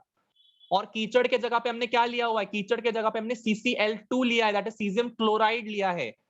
खाने के जगह पे क्या लिया हमने? NH4Cl, that is sodium ammonium chloride लिया हुआ है। समझ में आया? और नाइट्रोजन कौन सा वाला इस्तेमाल किया हमने पहले केस में? 15 वाला nitrogen, which means heavy nitrogen, heavy isotope of nitrogen. Is that clear? से yo in the chat box. ये हो गई हमारी फर्स्ट केस। ये क्या हो गई बच्चे लोग? हमारी फर्स्ट केस, जिसमें क्या हो रहा है, दोनों के दोनों स्ट्रैंड, देखो गुलाबी गुलाबी है, दोनों के दोनों स्ट्रैंड के अंदर कौन सा वाला नाइट्रोजन है? 15 वाला नाइट्रोजन है। 15 आइसोटोप कौन सा है? हेवी आइसोटोप वाले नाइट्रोजन दोनों के दोनों स्ट्रैंड के अंदर अवेलेबल है। अब मैं क्या करूंगा बच्चे लोग? सेकेंड केस लूंगा। सेकेंड केस में मैं क्या करने वाला हूं, ऑलरेडी मेरे पास में N15 वाला नाइट्रोजन वाला तुम्हारा बैक्टीरिया रेडी है। उस बैक्टीरिया के अंदर दोनों के दोनों डीएनए के अंदर क्या है? N15 वाला नाइट्रोजन है। अब उस डीएनए उस बैक्टीरिया को उठाकर मैं किस में डालूंगा? कल्चर प्लेट में डालूंगा। कल्चर प्लेट में डालूंगा। अब कल्चर प्लेट में मैं क्या डालूंगा बच्चे लोग? खाना का नाम क्या है? बता दो जरा खाने का नाम चैट बॉक्स में। व्हाट इज द खाना? व्हाट इज द खाना of the bacteria? Everyone, NH4Cl, that is ammonium chloride. NH4Cl, देखो मैंने वापस से NH4Cl लिखा यहाँ पे। खाने का नाम क्या है? NH4Cl, that is ammonium chloride. But बेटा, पहले वाले केस में मैंने नाइट्रोजन वाला कौन सा लिया था? कौन सा वाला नाइट्रोजन लिया था NH4Cl में? हैवी लिया था, लाइट लिया था? N15। Very good. बट अब ना कहानी में आया ट्विस्ट। मैं क्या करूंगा? उधर N15 के जगह पे क्या लूंगा? N14। समझा?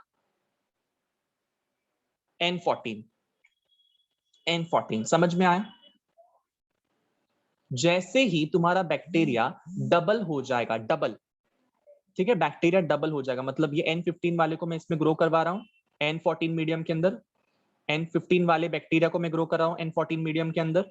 तो जैसे मैं उसको ग्रो करवाता हूं, तुम लोग देख पा रहे हो कि एक स्ट्रैंड ही गुलाबी है N15 के साथ में, और जो दूसरा स्ट्रैंड है उसने क्या लिया है? N14 तुम्हारे कल्चर मीडियम से उठा लिया, इसलिए वो ब्लू कलर का हो गया। देखो, हाँ या ना? यस और नो? N14 उसने कल्चर मीडियम से उठा लिया, क्योंकि हम सबको पता है DNA is semi conservative. Yes और no? DNA semi conservative. Semi conservative का मतलब क्या? पहले ओल्ड स्ट्रैंड के अंदर उसके पास में N15 का था ही था, N15 का नाइट्रोजन था ही था, उसमें हैवी आइसोटोप जरूर था, बट अब उसने क्या उठा लिया? अब उसके पास में N14 वाला भी आइसोटोप था, तो उसने N14 वाला भी उठा लिया डीएनए सिंथेसिस के बाद। समझा? समझा सबको? Yes everyone? अब मैं क्या करूंगा? अब मेरी थर्ड केस है। थर्ड केस में मैं क्या करने वाला हूं? वापस से कल्चर प्लेट ले लूंगा। कल्चर प्लेट के अंदर मैं खाना क्या डालता हूं हमेशा के लिए? खाना क्या डालता हूं मैं हमेशा? खाना बैक्टीरिया के लिए बता दो चैट बॉक्स में। NH4Cl, that is ammonium chloride. NH4Cl. Yes, every time I use NH4Cl only because NH4Cl में ही नाइट्रोजन होता है। अब की बार मैं नाइट्रोजन में 14 वाला नाइट्रोजन ही इस्तेमाल करने वाला हूं। यस, सिर्फ फर्स्ट केस में मैंने 15 वाला नाइट्रोजन इस्तेमाल किया था, और बाकी के दोनों केसेस में मैंने कौन सा वाला नाइट्रोजन इस्तेमाल किया है? लाइट वेट वाला नाइट्रोजन इस्तेमाल किया है, लाइट आइसोटोप ऑफ नाइट्रोजन को इस्तेमाल किया है। ठीक है, so light isotope of nitrogen क्या है? 14 वाला। 14 वाला। अब मैं कौन से वाले डीएनए को उठाऊंगा? इस वाले बैक्टीरिया के डीएनए को मैं उठाऊंगा, मतलब बैक्टीरिया को मैं उठाऊंगा और इसको मैं इस प्लेट के अंदर वापस से ग्रो करवाऊंगा। जब मैं इस प्लेट में उस बैक्टीरिया को ग्रो करवाऊंगा तो आप लोगों को क्या दिखाई देगा कि कुछ डीएनए के सैंपल जो है उसमें हाफ लाइट और हाफ हैवी दिखाई देंगे। Yes, half light and half heavy दिखाई देंगे। और जो नए वाले बनेंगे उसमें कंप्लीटली लाइट वाले दिखाई देंगे, N14। यस और नो? यस और नो? समझ पा रहे हो? समझ पा रहे हो? नहीं समझा? मुझे लगा ही था नहीं समझोगे। रुको जरा, अब मैं आपको ना मेरा फ्लो चार्ट के मदद से समझाता हूं। Wait a minute, I'll just explain you with the help of flow chart. Wait a minute, just give me a minute. Just give me a minute. Okay. Fresh page निकाल लिया मैंने। अब मैं क्या करने वाला हूं, सबसे पहले मैंने किस में ग्रो करवाया था बच्चे लोग? N15। N15, ठीक है। अब मैंने जब N15 में ग्रो करवाया ना बच्चे लोग, तो सारे डीएनए का सैंपल कैसे हो गया? लाल लाल, N15 के साथ में हो गया। फिर मैंने क्या किया, इसी डीएनए को दूसरे कलर से लिखता हूं, इसी डीएनए को मैंने N14 के अंदर ग्रो करवाया। किस में ग्रो करवाया? N14। डीएनए को मतलब किसको ग्रो करवाया? मतलब बच्चे लोग बैक्टीरिया को। डीएनए को ग्रो नहीं करवा रहा हूं मैं, बैक्टीरिया को ग्रो करवा रहा हूं, क्योंकि बैक्टीरिया के अंदर डीएनए, इसलिए मैं डीएनए डीएनए बार बार बोल रहा हूं। सो उसमें क्या हो जाएगा, एक काला दैट इज N14 वाला और एक लाल दैट इज N15 वाला। ठीक है, दैट इज लाल, N15 वाला लाल है। अब मैं क्या करूंगा, इसी चीज को मैं वापस से N14 में ग्रो करवाऊंगा, वापस से मैं N14 में ग्रो करवाऊंगा। तो बेटा ऑलरेडी हमारे पास में एक लाल था और एक काला था। ठीक है। सो N14 में जब हम लोग ग्रो करवाते हैं तो बेटा उसमें क्या ऐड होता है? N14। N14 को मैंने काला कलर से दिखाया था। सो हाफ डीएनए मेरे पास में कैसे मिला? हाफ सेट ऑफ डीएनए मेरे पास में कैसे मिला? पूरा N14 वाला मिला। यस, लास्ट में क्या मिला? N14 वाला मिला।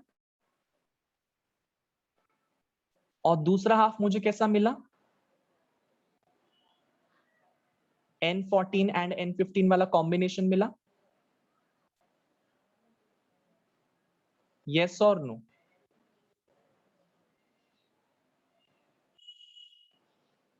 अब चमका सबको? यस, यही हो रहा है। सबसे पहले मैंने क्या किया, बैक्टीरिया को उठाया, कल्चर प्लेट में डाला जिसमें NH4Cl था, जिसमें N15 वाला नाइट्रोजन था, तो पूरे डीएनए में क्या हो गया? पूरा DNA heavy heavy heavy heavy हो गया। ठीक है। फिर मैंने क्या किया, उस बैक्टीरिया को उठाया जिसके पास में हैवी डीएनए था, उसको मैंने उठाकर डाला N14 मीडियम के अंदर। जब मैंने N14 मीडियम में ग्रो करवाया, तब N14 मीडियम में क्या हो गया? हमको पता है semi conservative mode of application है, तो एक आधा स्ट्रैंड जो है वो तुम्हारा, मतलब एक स्ट्रैंड जो वो तुम्हारा N14 का रह गया, N14 का हो गया, और दूसरा वाला जो स्ट्रैंड है वो जो पहले वाला था N15 का, वो N15 का ही रह गया। So half N14 half N15 ये हो गया। फिर उसके बाद मैंने क्या किया, उस N14 N15 वाले स्ट्रैंड को वाला जो बैक्टीरिया है उसको मैंने N14 मीडियम में ग्रो करवाया। जब मैंने उसको N14 मीडियम में ग्रो करवाया, तब क्या मुझे दिखाई दिया कि पूरा का पूरा नया स्ट्रैंड मुझे N14 का मिला, एक, और एक में क्या मिला? एक N14 और एक N15। समझ में आया सबको? Yes or no? Drop a heart in the chat box. Come on, everyone.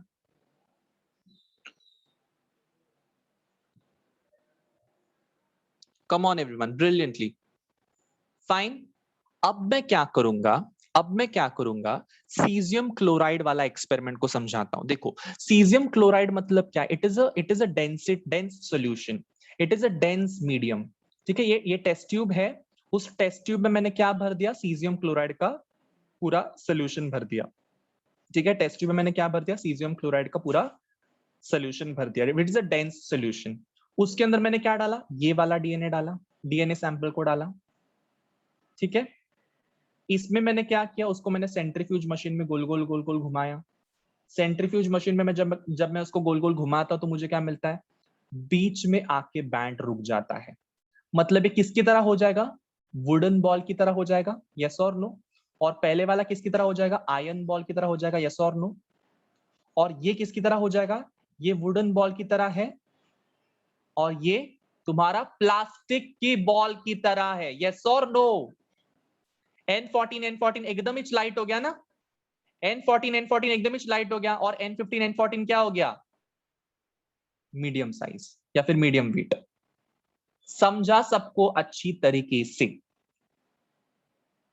सिर्फ कीचड़ को रिप्लेस करो CCl2 सीजियम क्लोराइड से, ठीक है, सीजियम क्लोराइड से रिप्लेस करो, और तुम्हारे बॉल्स को रिप्लेस करो, वेट मतलब जो वेट है उसको रिप्लेस करो N14 N15 वाले डीएनए सैंपल्स के साथ में।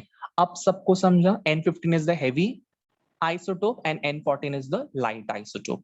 तो जब दोनों भी N15 N14 तुम्हारे एक डीएनए में आता है तो तुम्हारा जो डीएनए है वो मीडियम वेट का बन जाता है। समझा? इसी चीज को एक्सप्लेन करने के लिए आई हैव अ यूट्यूब का वीडियो। जिसको जिसको समझ में आया just drop a heart in the chat box so that we can play a YouTube का वीडियो जिसमें आपको क्रिस्टल क्लियर डायमंड क्लियर समझ में आ जाएगा। चलो, सो इसी के साथ में हमने क्या एक्सप्लेन कर लिया कि हमेशा एक डीएनए का स्ट्रैंड पुराना वाला रहता है और एक डीएनए का स्ट्रैंड नया वाला रहता है। देखो ना, समझ में आ गया। ऐसी कंडीशन है क्यों मिली हम लोग को, एक नीचे गया, एक बीच में आया, एक ऊपर आया, ऐसा क्यों हो गया, जस्ट बिकॉज हमको पता चला ना कि हाँ, हर एक बार क्या होता है कि हैवी आइसोटोप और लाइट आइसोटोप ही नहीं रहेगा, या फिर लाइट आइसोटोप ही नहीं रहेगा, हैवी आइसोटोप ही नहीं रहेगा। हमेशा क्या दिखाई देगा कि एक न्यू स्ट्रैंड और एक ओल्ड स्ट्रैंड का कॉम्बिनेशन का डीएनए। समझा? हमेशा। इसी के साथ में हमने क्या एक्सप्लेन कर लिया, semi conservative model of DNA replication. Now we are going to talk about something called as, इसको मैं यूट्यूब वीडियो के रूप में पहले दिखाता हूं, उसके बाद में मैं नेक्स्ट वाला चीज दिखाता हूं, नेक्स्ट वाला कॉन्सेप्ट को समझाता हूं। Wait a minute. ठीक है, मजा आ रहा है एक्सपेरिमेंट समझने में? Yes everyone? Michelson and Stahl experiment, nothing is there, very easy it is.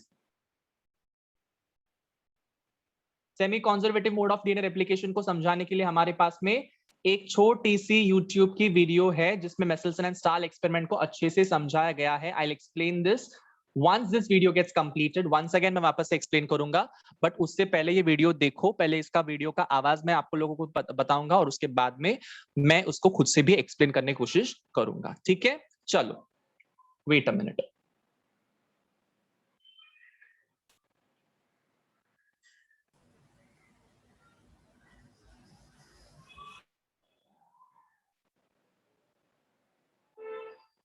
The Messelson and Stahl experiment provides evidence for semi-conservative replication of the DNA molecule, where the two parent strands serve as the template for synthesis of new strands. In this experiment, bacterial cells were grown. And 15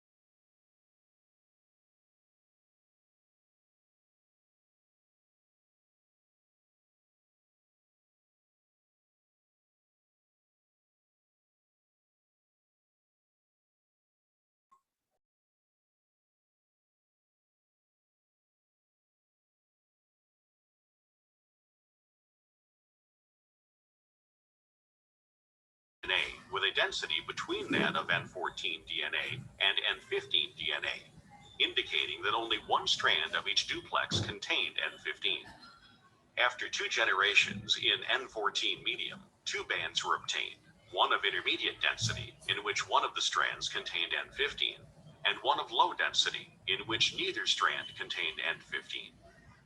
Messelson and Stahl concluded that replication of the DNA duplex involves building new molecules by separating parent strands and then adding new nucleotides to form the complementary strand on each of these templates.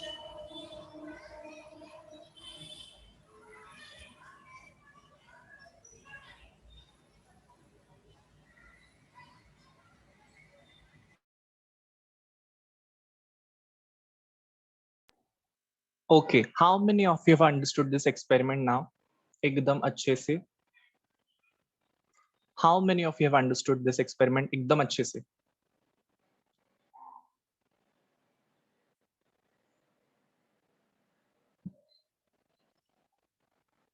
Simple है, कुछ भी difficult नहीं है. Caesium chloride के साथ में वो थोड़ा डेंसिटी ग्रेडियंट का प्रोसेस होता है, जिसका डेंसिटी हेवी आइसोटोप का डेंसिटी सीजियम क्लोराइड के साथ में मैच होता है, इसीलिए वो नीचे जाके सिंक हो जाता है. ठीक है. और जो तुम्हारा N14 N15 वाला जो डेंसिटी है वो बीच में आके कहीं तो जाके वो रुक जाता है, और N14 N14 जो है वो सबसे ऊपर आके रुक जाता है. That is the whole experiment all about.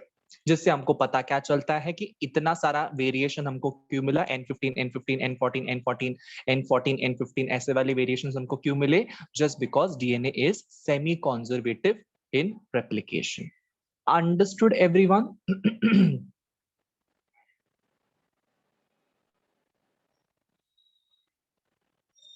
Yes everyone, come on.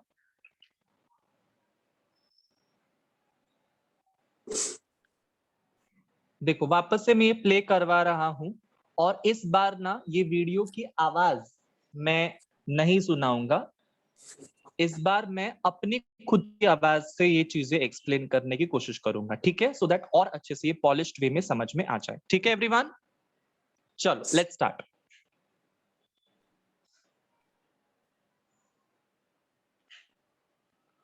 देखो N15 मीडियम में तुम्हारे ई कोलाई बैक्टीरियम को पहले ग्रो करवाया. जैसे ही N15 मीडियम में इस बैक्टीरियम को ग्रो करवाया, इसके अंदर डीएनए जो था उसमें हैवी आइसोटोप ऑफ नाइट्रोजन जो है वो एम्बेड हो गया, जिसकी वजह से उसके अंदर दोनों के दोनों स्ट्रैंड्स के अंदर क्या हो गया? हैवी आइसोटोप ऑफ नाइट्रोजन आ गया दोनों के दोनों स्ट्रैंड्स के अंदर. जैसे ही हमको पता चला कि दोनों के दोनों स्ट्रैंड्स में हैवी आइसोटोप ऑफ नाइट्रोजन आ गया, हमने उसको निकाला और उसको N14 मीडियम में डाल दिया. N14 मीडियम में जैसे मैंने उसको एक जनरेशन के लिए ग्रो किया, मैंने क्या देखा कि उसमें N15 N14 के दोनों आइसोटोप्स हो सकते हैं. इसलिए मैंने उसको लिया, सीजियम क्लोराइड के टेस्ट ट्यूब में डाल दिया जिसमें सीजियम क्लोराइड का सॉल्यूशन है, और उसको सेंट्रीफ्यूज मशीन में गोल गोल घुमाया. देखो ये कैसे गोल गोल घूम रहा है. सो अगर ये गोल गोल घूम रहा रहेगा तो कुछ एक डेंसिटी होगी तुम्हारे मॉलिक्यूल्स की, उसके हिसाब से अपने मॉलिक्यूल सीजियम क्लोराइड में अरेंज होना चालू करेंगे. सो जो तुम्हारा N14 वाला मॉलिक्यूल था जिसमें दोनों के दोनों स्ट्रैंड्स N14 वाले थे, वो सबसे ऊपर रह गए, बिकॉज वो हैवी नहीं, वो लाइट है. N15 वाला सीजियम क्लोराइड के डेंसिटी के साथ में मैच करके वो नीचे जाता है क्योंकि वो हैवी है. और जो तुम्हारा N14 और N15 का कॉम्बिनेशन है F1 जनरेशन में होता है, मतलब एक जनरेशन के बाद वाली जो स्टेज है, that is in the middle. ठीक है. इसी के साथ में हम लोग क्या बोल सकते हैं कि जो तुम्हारा डीएनए है, it is going to replicate in a semi conservative model. Why? Because one strand is new and one strand is always old. Always it is old. ठीक है. सो N14 N15 हमेशा कहां पे ग्रो करेगा? बीच में, मतलब बीच में आके रुक जाएगा. N14 ऊपर की तरफ जाएगा और N15 जो दोनों स्ट्रैंड्स हैं वो नीचे की तरफ आएंगे. You can see here completely कि कैसे वो ग्रो कर रहा है. Semi conservative mode of replication. ठीक है.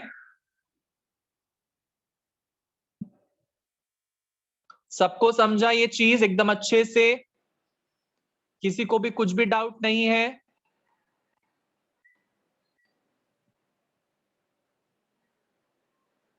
Everyone understood? No doubts? Crystal clear? Everything is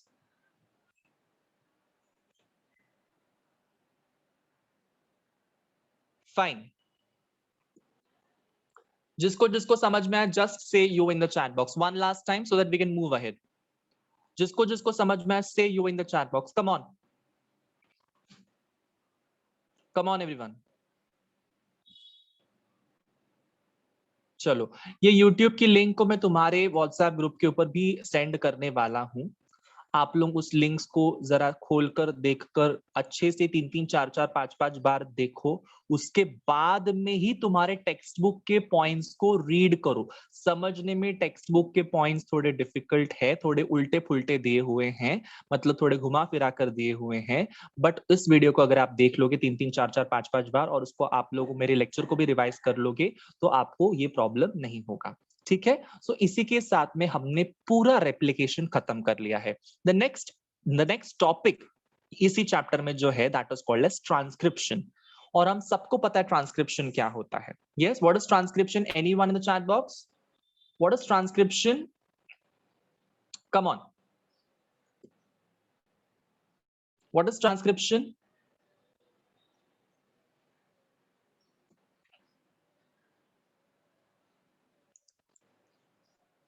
yes, Amiya ने बोला process of formation of RNA from DNA. Very good Amiya, क्योंकि हम लोगों ने ऑलरेडी सीखा हुआ है फर्स्ट लेक्चर में ही थोड़ा बहुत ट्रांसक्रिप्शन क्या होता है, ट्रांसलेशन क्या होता है, रेप्लिकेशन क्या होता है, ये सब हमने ऑलरेडी डिस्कस किया हुआ है। सेंट्रल डॉगमा करके एक चीज मैंने डिस्कस करवाई थी, सो ये सेंट्रल डॉगमा को अभी हम लोग डिटेल में डिस्कस करने वाले हैं। प्रोटीन सिंथेसिस क्या होता है, तुम्हारे आरएनए का सिंथेसिस क्या होता है, ट्रांसक्रिप्शन क्या होता है, ट्रांसलेशन क्या होता है, what are the steps involved in both of them, ये सारा डिस्कशन अभी हम लोग धीरे धीरे करते जाएंगे ना।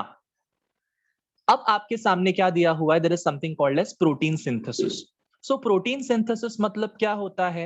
ये प्रोटीन सिंथेसिस हमको क्यों करना होता है हमारे बॉडी के अंदर? बिकॉज हमारे बॉडी में बहुत सारे हार्मोन्स बनाने होते हैं, हमारे बॉडी में बहुत सारे हार्मोन्स बनाने होते हैं, हमारे बॉडी में बहुत सारे एंजाइम्स बनाने होते हैं, हमारे बॉडी में बहुत सारे मॉलिक्यूल्स बनाने होते हैं जो प्रोटीन के मदद से बनते हैं। इसीलिए हमारे बॉडी में प्रोटीन सिंथेसिस जो है वो इंपॉर्टेंट चीज है जो बननी चाहिए। और ये प्रोटीन सिंथेसिस को जो हम लोग बनाते हैं तो उसको उस प्रोसेस का नाम क्या होता है? ट्रांसलेशन।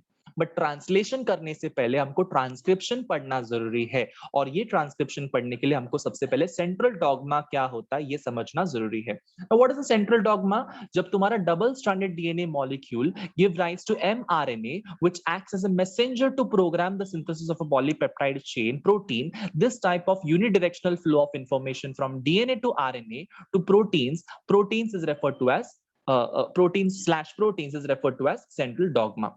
मतलब बेसिकली इनको बोलना क्या है कि डीएनए तुम्हारा डबल स्ट्रैंडेड था, उसमें से हमने सिंगल स्ट्रैंडेड mRNA मॉलिक्यूल बना जिसको हम लोग मैसेंजर आरएनए बोलते हैं। इसको मैसेंजर आरएनए काय को बोलते हैं? बिकॉज इस मैसेंजर आरएनए के ऊपर मैसेज होता है कि कौन सा प्रोटीन बनना चाहिए।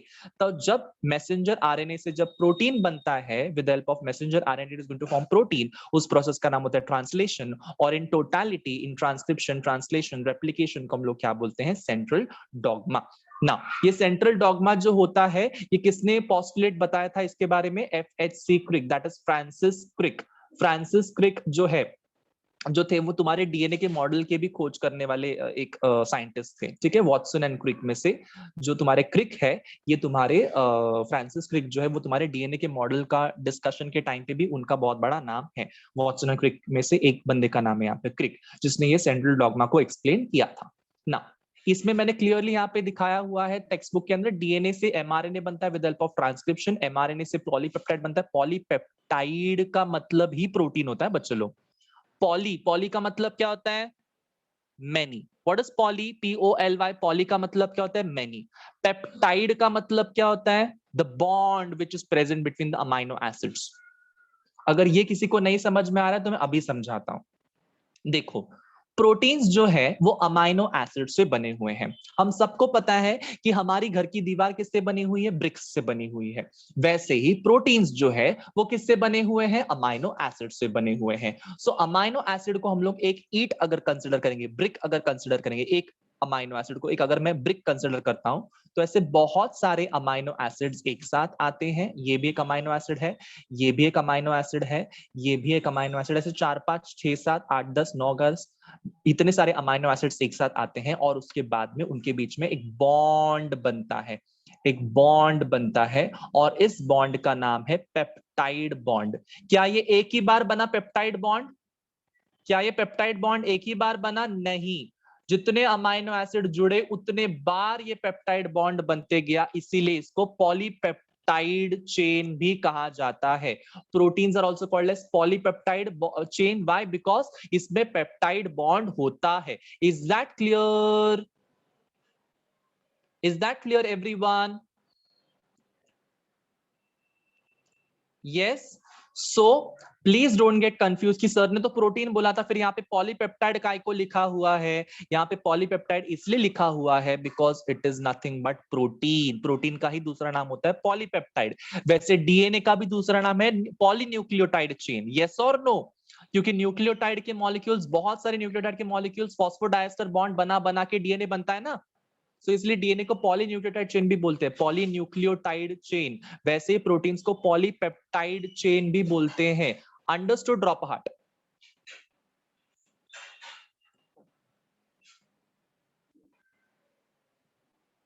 Come on.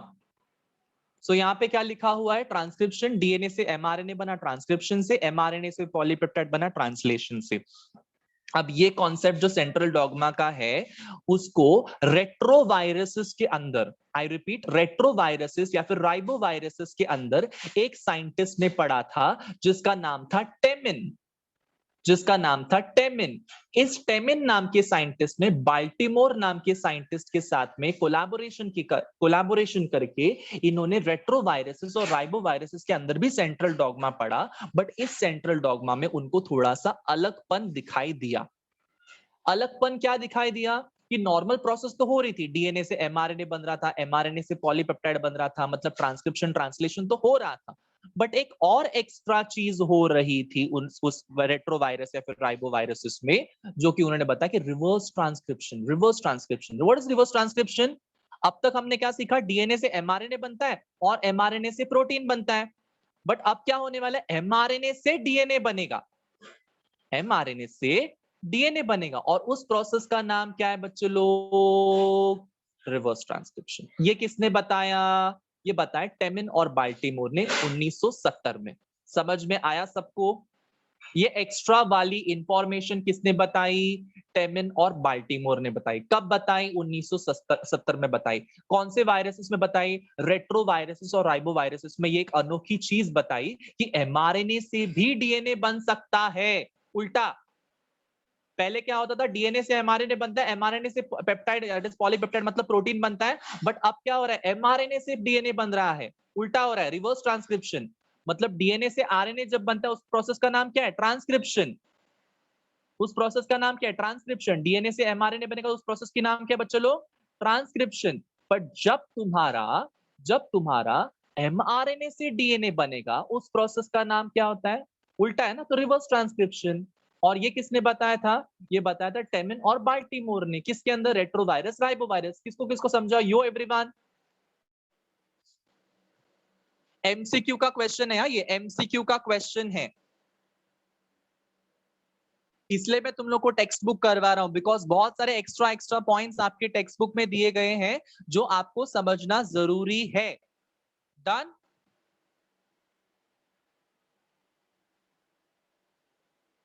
चलो ये अंडरलाइन करते रहो, टेक्स्ट बुक खोलो, अंडरलाइन करते रहो साथ ही साथ में कि ये सब चीजें हैं इसमें। सो टेमिन और बाल्टीमोर में से टेमिन का काम सबसे ज्यादा था। बाल्टीमोर ने उसकी मदद की थी, बट टेमिन का काम सबसे ज्यादा था, इसलिए रिवर्स ट्रांसक्रिप्शन को कभी कभार टेमिनिज्म के नाम से भी जाना जाता है। किसी किसी टेक्स्ट बुक में टेमिनिज्म दिया रहता है इस प्रोसेस का नाम। टेमिनिज्म, टेमिनिज्म। व्हाई टेमिनिज्म? बिकॉज टेमिन नाम के साइंटिस्ट ने इसकी डिस्कवरी की थी, या फिर टेमिन नाम के साइंटिस्ट ने बाल्टीमोर के साथ में इसकी डिस्कवरी की थी, बट बाल्टीमोर का काम ऐसे बोला था कि कम होता है और टेमिन का काम ज्यादा था, इसलिए इसका नाम क्या दिया गया था? टेमिनिज्म का नाम रख दिया गया था, जिसको हम लोग रिवर्स ट्रांसक्रिप्शन भी कहते हैं। एमसीक्यू में पूछा जा सकता है। Understood everyone? Extra information, extra information everyone.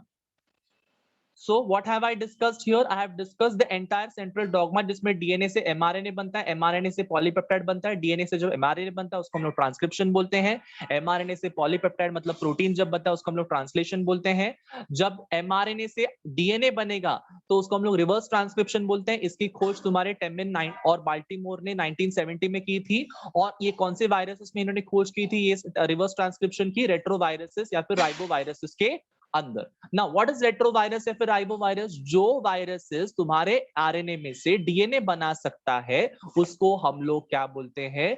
Retroviruses बोलते हैं। रेट्रो मतलब रेट्रो के जमाने में पैदा हुआ वायरस नहीं है ये, पता है ना। रेट्रो लुक भी होता है, रेट्रो डे भी होता है तुम्हारे कॉलेजेस में। जब जब जब कॉलेजेस ऑफलाइन हुआ करते थे तब कॉलेजेस में पिंक डे, रोज डे, ये डे, अमका डे, फलाना डे, चॉकलेट डे, ये डे, वो डे होता था। उस टाइम पे रेट्रो डे भी हुआ करता था जिसमें लोग ऐसे पोल्का डॉट्स वाली चीजें वगैरह पहनते थे। यस और नो? बॉलीवुड में रेट्रो स्टाइल हुआ करता था किसी जमाने में। यस। सो रेट्रो डे में रेट्रो चीजें पहनती थी, रेट्रो कपड़े पहना जाते थे, तो उस चीज को हम लोग को यहाँ पे कंसिडर नहीं करना है, उस चीज को यहाँ पे कंसिडर नहीं करना है। What is retrovirus? रेट्रोवायरस मतलब वो वायरस जो तुम्हारा आरएनए के साथ में पैदा होता है, बट उस आरएनए से वो डीएनए बनाने की कैपेसिटी रखता है। Is that clear? होता तो आरएनए वायरस ही है, बट वो आरएनए वायरस क्या करेगा? डीएनए बनाने की कैपेसिटी रखता है, मतलब आरएनए से डीएनए में वो कन्वर्ट हो सकता है, आरएनए से वो डीएनए बना सकता है। ऐसे वायरस को हम लोग क्या बोलते हैं? Retro virus. समझ में आया? Is that clear everyone?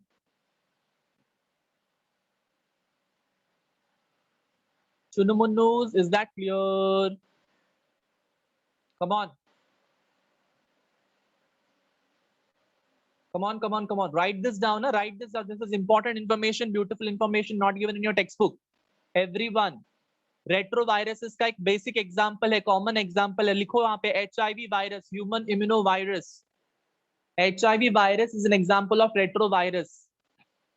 Yes, मतलब एचआईवी वायरस के अंदर एक आरएनए होता है और आरएनए के साथ साथ वहां पे रिवर्स ट्रांसक्रिप्शन के एंजाइम्स भी होते हैं, जिसकी वजह से उसका आरएनए जो है वो डीएनए बना सकता है ह्यूमन बॉडी में आकर।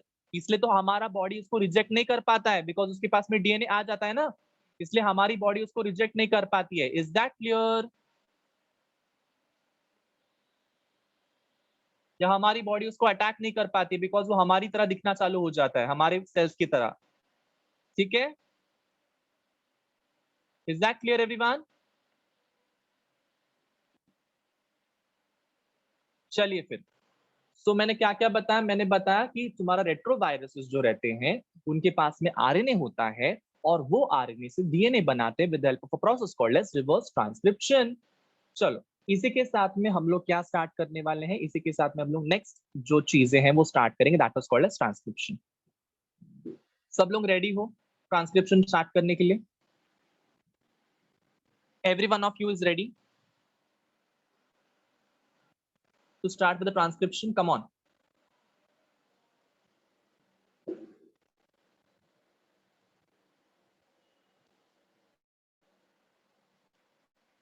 Can you all hear me? Yes or no? Yes, everyone. Can you all hear me? Drop a heart in the chat box if you can hear me.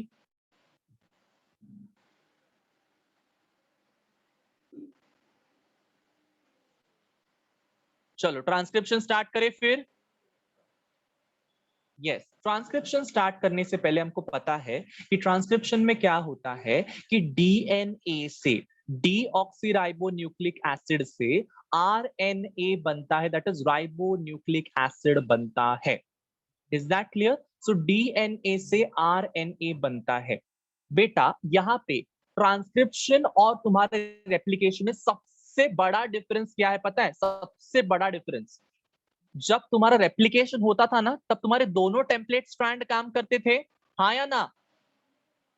Replication के वक्त आप लोग diagram में देख सकते हो, रेप्लिकेशन के वक्त दोनों के दोनों स्ट्रैंड लगे पड़े रहते थे पूरा डीएनए का सिंथेसिस करने के लिए। देखो यहाँ पे टेक्स्ट बुक के डायग्राम को देखो, यहाँ पे ये वाला स्ट्रैंड भी तुम्हारा डीएनए रेप्लिकेशन में काम करता था और ये वाला पेरेंट स्ट्रैंड भी तुम्हारा डीएनए रेप्लिकेशन में काम करता था। बट जब तुम्हारा ट्रांसक्रिप्शन होता है तब इन दोनों में से कोई एक स्ट्रैंड जो है वो ट्रांसक्रिप्शन करने में मदद करेगा। Is that clear everyone? दोनों के दोनों स्ट्रैंड नहीं काम करेंगे, कोई एक स्ट्रैंड काम करेगा, एक ही स्ट्रैंड टेम्पलेट की तरह काम करेगा, दूसरा स्ट्रैंड शांत रहेगा, कुछ काम नहीं होगा उसके ऊपर। Understood? That is the rule. Understood everyone? दोनों स्ट्रैंड्स काम नहीं करेंगे डीएनए की, सिर्फ एक स्ट्रैंड काम करेगा ताकि उस पर आरएनए बन सके। एक ही स्ट्रैंड के ऊपर आरएनए बनेगा, दूसरे स्ट्रैंड के ऊपर आरएनए नहीं बनेगा, वो एकदम शांत शांत रहेगा उस प्रोसेस में। That will not do anything. Understood drop heart?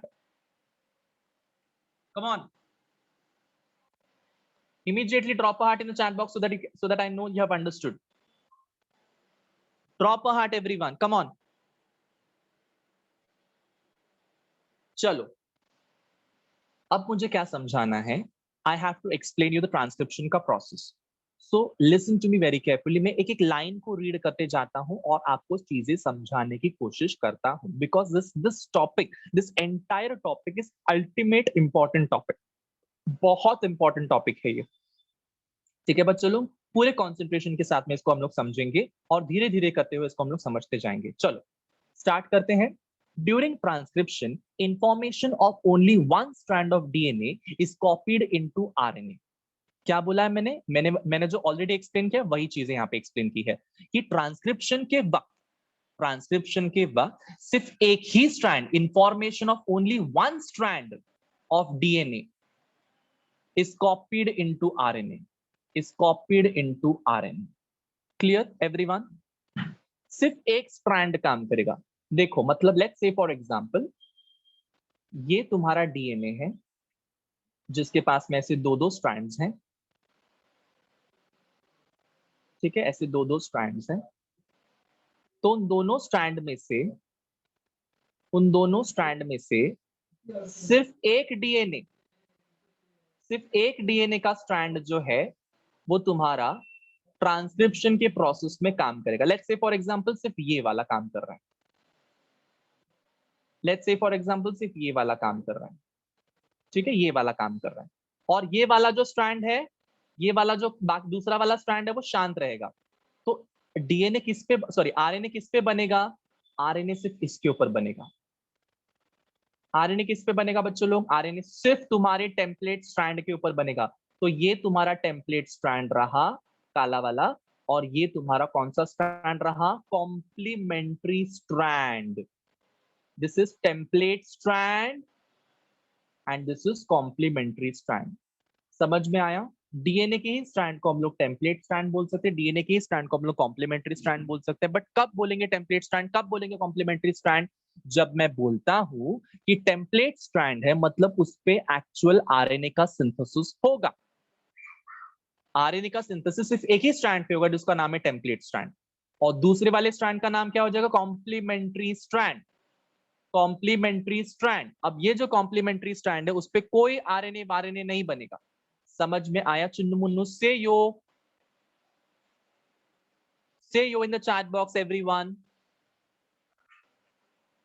Come on. इसको ऐसे ही रखते हैं, मैं इसको मिटा नहीं देता, इसको ऐसे ही रखते हैं। देखो this strand of DNA act as a template, लिखा है ऑलरेडी, मैंने बता दिया टेम्पलेट स्ट्रैंड क्या है। This strand of DNA act as template. जो तुम्हारे ट्रांसक्रिप्शन की प्रोसेस है उसमें कौन सा एंजाइम आता है? RNA polymerase. बेटा आरएनए बनाना है तो आरएनए का ही पॉलीमरेज लगाना पड़ेगा, डीएनए बनाना है तो डीएनए पॉलीमरेज यूज करेंगे। समझा? मतलब रेप्लिकेशन के टाइम पे डीएनए पॉलीमरेज आएगा, बट ट्रांसक्रिप्शन के वक्त क्या बनता है? आरएनए बनता है। तो कौन सा एंजाइम लगाओगे? RNA polymerase. सिंपल है, सिंपल है, सबको समझ में आ रहा है? डीएनए के रेप्लिकेशन के वक्त क्या आएगा? DNA polymerase. बट आरएनए के रेप्लिकेशन के वक्त, आरएनए के ट्रांसक्रिप्शन के वक्त क्या आ जाएगा? RNA polymerase. Now let's move ahead. The formation of RNA transcript, मतलब आरएनए की ट्रांसक्रिप्ट को बनाने के लिए, मतलब ये जो आरएनए का ट्रांसक्रिप्ट है इसको बनाने के लिए कौन काम करता है? RNA polymerase. Is that clear everyone? So मैं इसको क्लियर कर देता हूँ ड्राइंग्स को, आप लोगों को मैं मार्क करते, ये चीजें मार्क करवाने को बोलता हूँ। देखो, जो तुम्हारा इंफॉर्मेशन है वो एक ही स्ट्रैंड के ऊपर सिंथेसिस होगा जिसके ऊपर आरएनए बनने वाला है, ठीक है? एक ही स्ट्रैंड के ऊपर जो सिंथेसिस होने वाला है उसको हम लोग क्या बोलते हैं? टेम्पलेट बोलते हैं। उसको हम लोग क्या बोलते हैं? टेम्पलेट बोलते हैं। जो एंजाइम होता है तुम्हारा, उस एंजाइम का नाम क्या है? RNA polymerase. So I will write this enzyme का नाम, sorry I will mark this enzyme का नाम with the help of yellow colour. It is important, it is important, ठीक है? Information of just one strand is copied into RNA and it acts as a template. जो strand की information copy की जाती है उसको हम लोग template strand बोलते हैं। समझ में आ पा रहा है आप लोगों को? Yes? Yes or no? Just 2 or 3 people are answering. Rest everyone is sleeping, literally sleeping. मस्त बारिश गिर रही है तो हम लोग क्या करेंगे? राजीव सर के लेक्चर में झपकियां मारेंगे। अगर नहीं समझ में आ रहा है तो आप लोग मुझे पूछ सकते हो कि सर क्या होता है टेम्पलेट स्ट्रैंड, क्या होता है कोडिंग स्ट्रैंड या कॉम्प्लीमेंट्री स्ट्रैंड, क्या होता है हमारा ये आरएनए पॉलीमरेज, ये सब पूछो अगर नहीं समझ में आ रहा है तो। But don't sit like you are listening to a pravachan. मैं कोई बाबा बाबा नहीं हूं प्रवचन देने के लिए। आपको नहीं समझ में आ रहा है पूछो।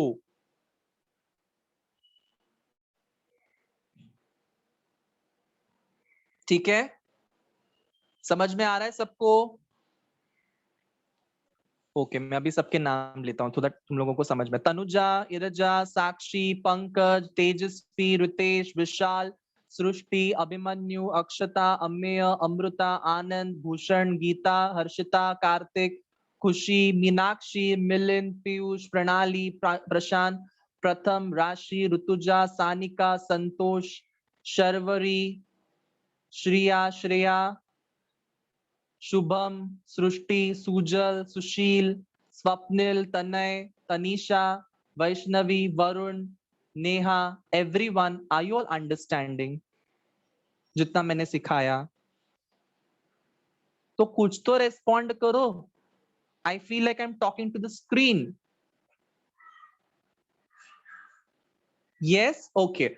जैसे देखो, पीयूष ने अभी एक क्वेश्चन पूछा कि सर कोडिंग स्ट्रैंड नहीं समझा। बेटा इतना जल्दी नहीं समझेगा पीयूष, मैं आगे जाके इसको और अच्छे से एक्सप्लेन करूंगा। ये मैं आपको बेसिक समझा रहा हूं।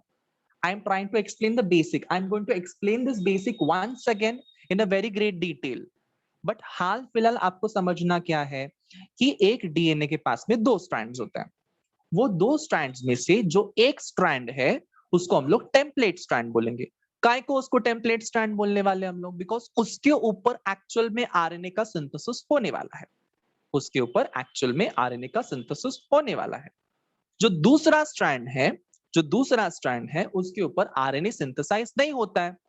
सो जो दूसरा स्ट्रैंड है जिसपे आरएनए सिंथेसाइज नहीं होता है उसका नाम क्या है? Coding strand. अब समझा पीयूष? सो टेम्पलेट स्ट्रैंड मतलब वो स्ट्रैंड जिसपे आरएनए एक्चुअल में सिंथेसाइज होगा, और कोडिंग स्ट्रैंड मतलब वो स्ट्रैंड या कॉम्प्लीमेंट्री स्ट्रैंड मतलब वो स्ट्रैंड जिसपे एक्चुअल में आरएनए का सिंथेसिस नहीं होने वाला है, आरएनए नहीं बनने वाला है, आरएनए का ट्रांसक्रिप्शन नहीं होने वाला है उसके ऊपर। That is called as coding strand, complementary strand. जिसपे आरएनए का सिंथेसिस या फिर तुम्हारा जनरेशन होगा उसको हम लोग टेम्पलेट स्ट्रैंड बोलेंगे। ठीक है, समझा भी सबको? चमका? सो आरएनए के ट्रांसक्रिप्शन के लिए हमारे पास में एंजाइम का नाम क्या है? RNA polymerase. जैसे हमारा डीएनए के सिंथेसिस के लिए हमारे पास में कौन सा एंजाइम था? DNA polymerase. वैसे आरएनए के सिंथेसिस के लिए हमारे पास में कौन सा एंजाइम होना चाहिए? RNA polymerase. Are you all understanding this?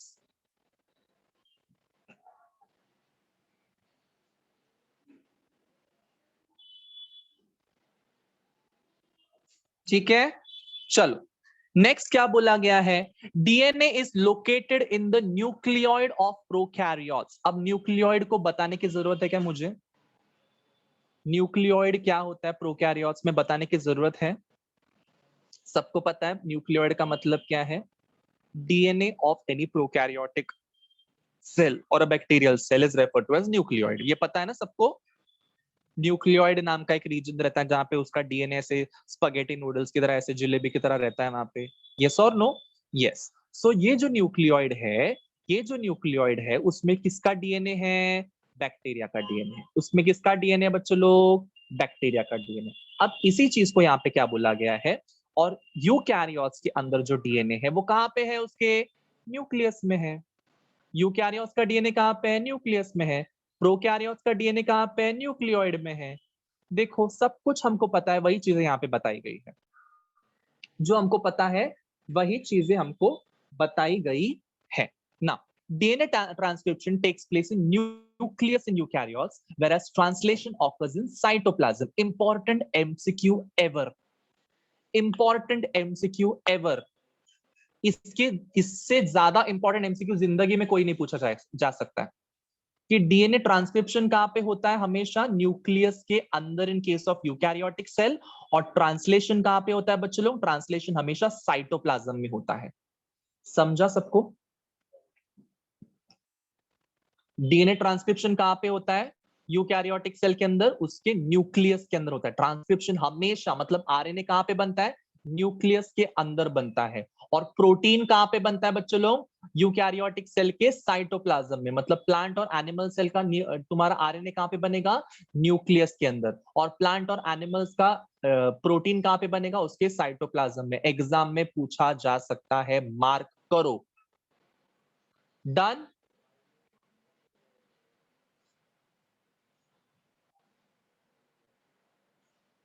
ठीक है. Okay. Next, DNA transfer information to mRNA which then moves to ribosomes.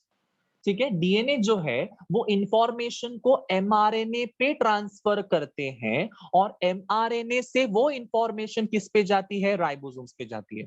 कैसे ट्रांसफर हो रहा है? मतलब जैसे फॉर एग्जांपल मैंने लेट्स से फॉर एग्जांपल लड्डू की मिठाई जो है वो मैंने let's say for example Tanisha को दे दी. ओके. और तनीषा ने किसको दी? तनीषा ने दी वो विशाल सर को दे दी.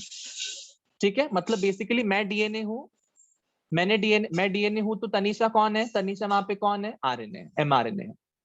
और विशाल सर वहां पे कौन है? राइबोसोम्स है. समझा?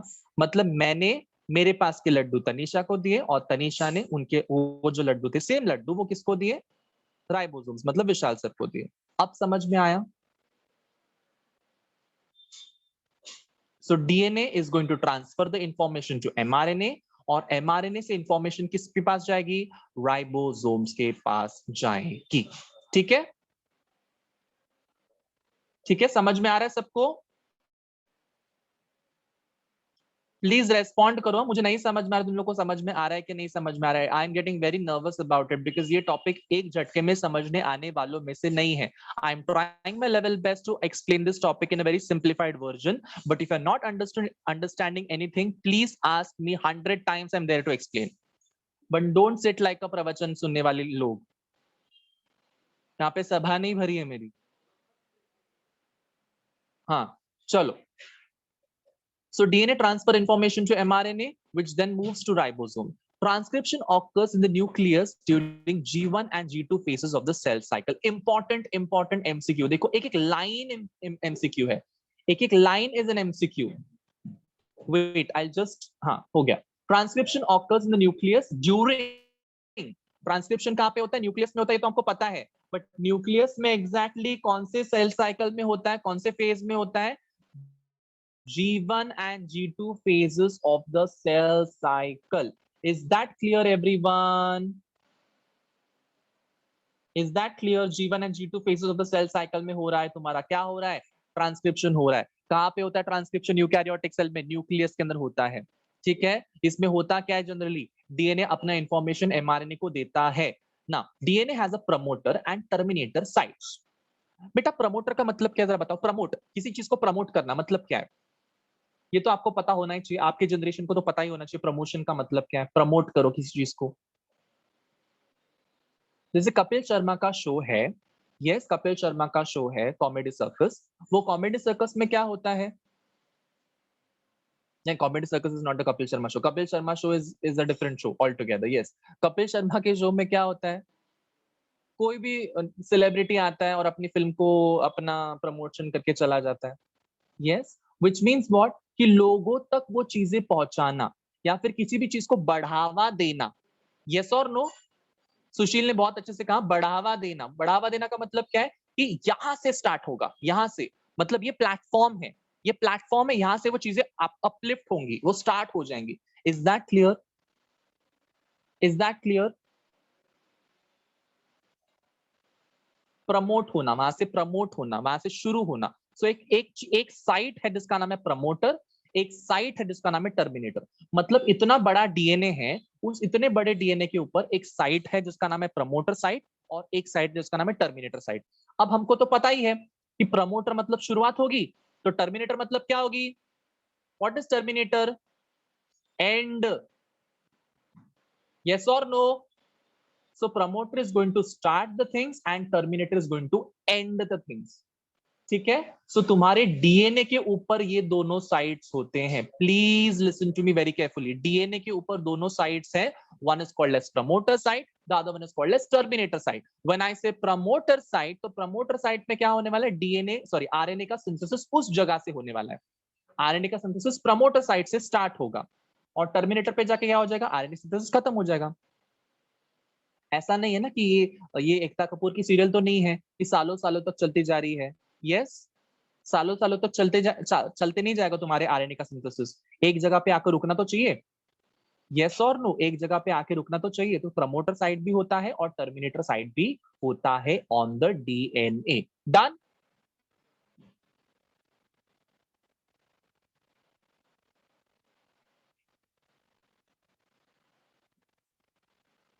यस। तुम अगर प्रोकैरियोटिक का डीएनए सॉरी ट्रांसक्रिप्शन को देखो, प्रोकैरियोटिक ट्रांसक्रिप्शन को देखो, या यूकैरियोटिक सेल के ट्रांसक्रिप्शन को देखो, इसमें ये तीन चीजें होती ही होती है। तीन स्टेप्स कौन सी है? Initiation, elongation and termination. I repeat, initiation, elongation and termination. ये तीन स्टेप प्रोग्राम होता है तुम्हारा पूरा का पूरा ट्रांसक्रिप्शन। सबसे पहले शुरुआत होगा, फिर वो तुम्हारा आरएनए लंबा होगा, और आरएनए जब लंबा हो जाएगा सिंथेसाइज होकर, उसके बाद में वो टर्मिनेट भी हो जाएगा कि हाँ इधर तक ही मुझे लंबा होना है, इसके ज्यादा आगे मुझे बढ़ना नहीं है। सो इनिशिएशन, एलोंगेशन एंड टर्मिनेशन। किसको किसको इधर तक मैंने पूरा जितना तुमको ट्रांसक्रिप्शन समझाया वो समझा? Drop a heart in the chat box. Come on come on come on come on. Elongation का मतलब होता है लंबा होना, लंबा, लेंथ वाइज। एलोंगेशन का मतलब क्या होता है? लेंथ वाइज लंबा होना। Is that clear Amey? Yes. तो इनिशिएशन मतलब क्या? शुरुआत होना। इनिशिएशन का मतलब क्या? शुरुआत होना। एलोंगेशन का मतलब क्या है? कि वो लेंथ वाइज लंबा होगा। मतलब लेट्स से अगर मैं यहाँ पे आपको डीएनए का डायग्राम ड्रॉ करके दिखाता हूं, देखो यहाँ पे मैं अगर डीएनए का डायग्राम ड्रॉ करके दिखाता हूं, तो ये तुम्हारा DNA is a double stranded molecule. Okay, it is a double stranded molecule. ऐसे है डीएनए, ठीक है? अब तुम्हारे इस स्ट्रैंड के ऊपर, इस स्ट्रैंड के ऊपर तुम्हारा आरएनए का सिंथेसिस हो रहा है। आरएनए का सिंथेसिस हो रहा है। तो आरएनए का सिंथेसिस एकदम धड़ाम से चालू हो जाएगा क्या? नहीं। तो प्रमोटर से चालू हो जाएगा, ऐसे प्रमोटर से चालू हो जाएगा। छोटा सा इनिशिएशन हो गया। अब इनिशिएशन के बाद में क्या होगा? वो आरएनए लंबा लंबा लंबा लंबा लंबा होते जाएगा, और टर्मिनेटर पे जाके क्या हो जाएगा? खत्म। अब समझा पीयूष? सो इनिशिएशन, फिर एलोंगेशन और टर्मिनेशन। हमारी तरह है ना, हमारी ह्यूमन बॉडी की तरह है कि बच्चा पहले ग्रो करना स्टार्ट करेगा, फिर लंबा लंबा लंबा लंबा होते जाएगा, और एक टाइम के बाद में वो जब जब बूढ़ा हो जाएगा तो वो टर्मिनेट हो जाएगा, मर जाएगा। Simple. Initiation, elongation, termination. Same RNA, same, कोई दूसरी कहानी नहीं है। पहले शुरू करो, फिर उसको लंबा करो, फिर खत्म करो, टर्मिनेट करो। खत्म करो का मतलब क्या है? कि अब इससे ज्यादा वो लंबा नहीं होगा। खत्म करो मतलब मर जाएगा नहीं आरएनए वहां पे जाके। खत्म करो का मतलब क्या? टर्मिनेट करो का मतलब क्या? आरएनए का सिंथेसिस वहां पे स्टॉप हो जाएगा। RNA will not elongate further. Is that clear, everyone? Varun, Ameya, Sushil, Piyush, everyone.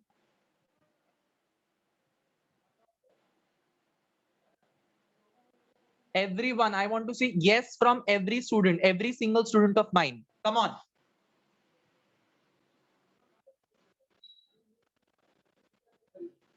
ठीक है, so will do one thing, will stop here. Next lecture में पूरा ट्रांसक्रिप्शन जो है एकदम आराम से अच्छे से मैं समझाऊंगा, बट आप लोगों को अच्छे से ये चीज पढ़ के आनी है। पहले डीएनए रेप्लिकेशन पढ़ के आओ, उसके बाद में तुम्हारा ये वाला एक्सपेरिमेंट जो है मेसेल्सन एंड स्टाल एक्सपेरिमेंट जो है वो पढ़ के आओ। उसके बाद में आप लोगों को ट्रांसक्रिप्शन का थोड़ा सा ये जो पार्ट है ये पढ़ के आना है, और फिर हम लोग ये वाला लेक्चर कंटिन्यू करेंगे। But in the next lecture I am going to take your NEET वाला लेक्चर, ठीक है। सो नीट वाला लेक्चर में लेने वाला हूं, सो उसमें आप जो नॉर्मल इंजीनियरिंग के बच्चे हैं या फिर सीईटी वाले बच्चे वो लोग ज्वाइन ना करेंगे तो भी चल जाएगा, ठीक है।